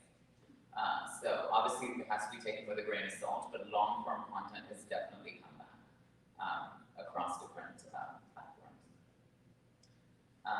The one thing which, just touching on the earlier conversation with retail, is that the buy online, pick up in store is going to become a mainstay of commerce. So the way I look at it is that mobile has become experiential because you can experience things in mobile. The retail storefront has become more transactional. So you experience things virtually, you try them out via gadgets or on your phone or virtual trial rooms, or you look at influencers trying them on, and then you go to the storefront to simply pick it up. So that relationship has changed because it used to be the complete opposite. It used to be that mobile was transactional and in-store was experiential. But so, as the pandemic hit and stores closed, the mobile became experiential and the retail became transactional. So that, I don't predict is going to go away anytime soon. There's going to be more, I think, just an emphasis on mobile shopping, all your augmented reality, try-ons, chatbots, concierge services, that's all still pretty relevant even in non-beauty industries. So that's just going to continue, and with the influx of just so many influencers, so many how-to videos, so many tutorials, it's very easy for your mobile phone to become your experiential store all in one, in that like the transaction doesn't actually, it's only the transaction, sorry, that happens in the store. And then lastly, Gen Z in particular is a lot of experts have coined it a very fluid generation, and a lot of brands as such are becoming very genderless, unisex, gender-free. This is again a trend that seems to be catching on quite a lot in beauty in particular. I mean, now it's pretty common. 2 years ago it wasn't as much, but now it's pretty common to see all genders represented for all beauty brands, and that's something that has come out of a demand of Gen Z because it's just one of their value systems. So definitely seeing a huge influx of however you want to call it, genderless beauty brands, unisex or gender-free beauty brands. And the key delineation here is that it's not just unisex, it's just genderless or gender-free, which becomes quite important for the younger customers. So yeah, that was kind of just a very quick rundown of like the newish modern trends that I've seen. There's some predictions coming up. Anyone have questions or comments? Is any of the social media platforms better to build brand awareness for a new brand? And is it for different generations? Yeah, so in terms of penetration, your younger generations are more on TikTok. Your kind of millennial mid-generation is more on Instagram, and your older generation is on Facebook. And then there's a bit of a diaspora in between for Pinterest and Clubhouse, because those are just a bit more niche. So again, it's a nice question that's asked of what your objective is. If your objective is sales, you probably don't want to be chatting it up on Clubhouse. But if your objective is awareness, then it can be a multi-pronged approach. I know that like paid social ads, for example, for Facebook and Instagram, do great for awareness just because it's so easy to micro-target your audiences so well. But at the same time, because long-form storytelling has come in, if you do want to raise awareness and your brand does have a unique story to tell, you can definitely go into these audio-only platforms like Clubhouse, or you can go live on one of these platforms to just boost that story part of it. So yeah, and just as a counter to that, if you're looking to make sales, and that's it, not so much awareness, then of course the strategy is quite different. Then you would invest even more in the paid social ads, and every platform now is coming up with elaborate advertising platforms, I guess. So TikTok just I think last week changed the way you can advertise on it. So now it's very easy to sell on TikTok, and Pinterest keeps making changes too. So if your commerce is your goal, then it should be definitely along the paid social side. Okay, great. So thank you so much. Yes, this is just a moment. We are moving to the lunch, and the plan is that after the lunch at 2 minutes, 3 o'clock, right? Yes. At 3 o'clock, we are gathering back here. We can take a little break after lunch, and we can change because we are going to the beach to do some silent disco, and we have a girl who is coming, who will be waiting for us there with headphones and experience a little bit of this beautiful Californian weather, because we still have a very nice weather here, and have a little bit of fun. So please come back at 3 o'clock here and we work together. This is the idea. Before that, we have a lunch in the same room where we had yesterday, and it will be buffet lunch, so it will be a little bit easier, not served lunch. So if you're in a hurry. So for those who are see back, I'm looking forward, I will change. And for those who are not coming back or rushing home, thank you very much. We will ask your opinion about what we like, what maybe you missed here. And just super, it was very fun to connect with time for everyone. Obviously, I feel like all time, but it's an amazing group, and I'm so grateful that guys who beyond any difficulties just spontaneous came here all the way. So thank you so much, and I will see you at lunch, which will be in like 10-15 minutes, so we can hang out still here. So.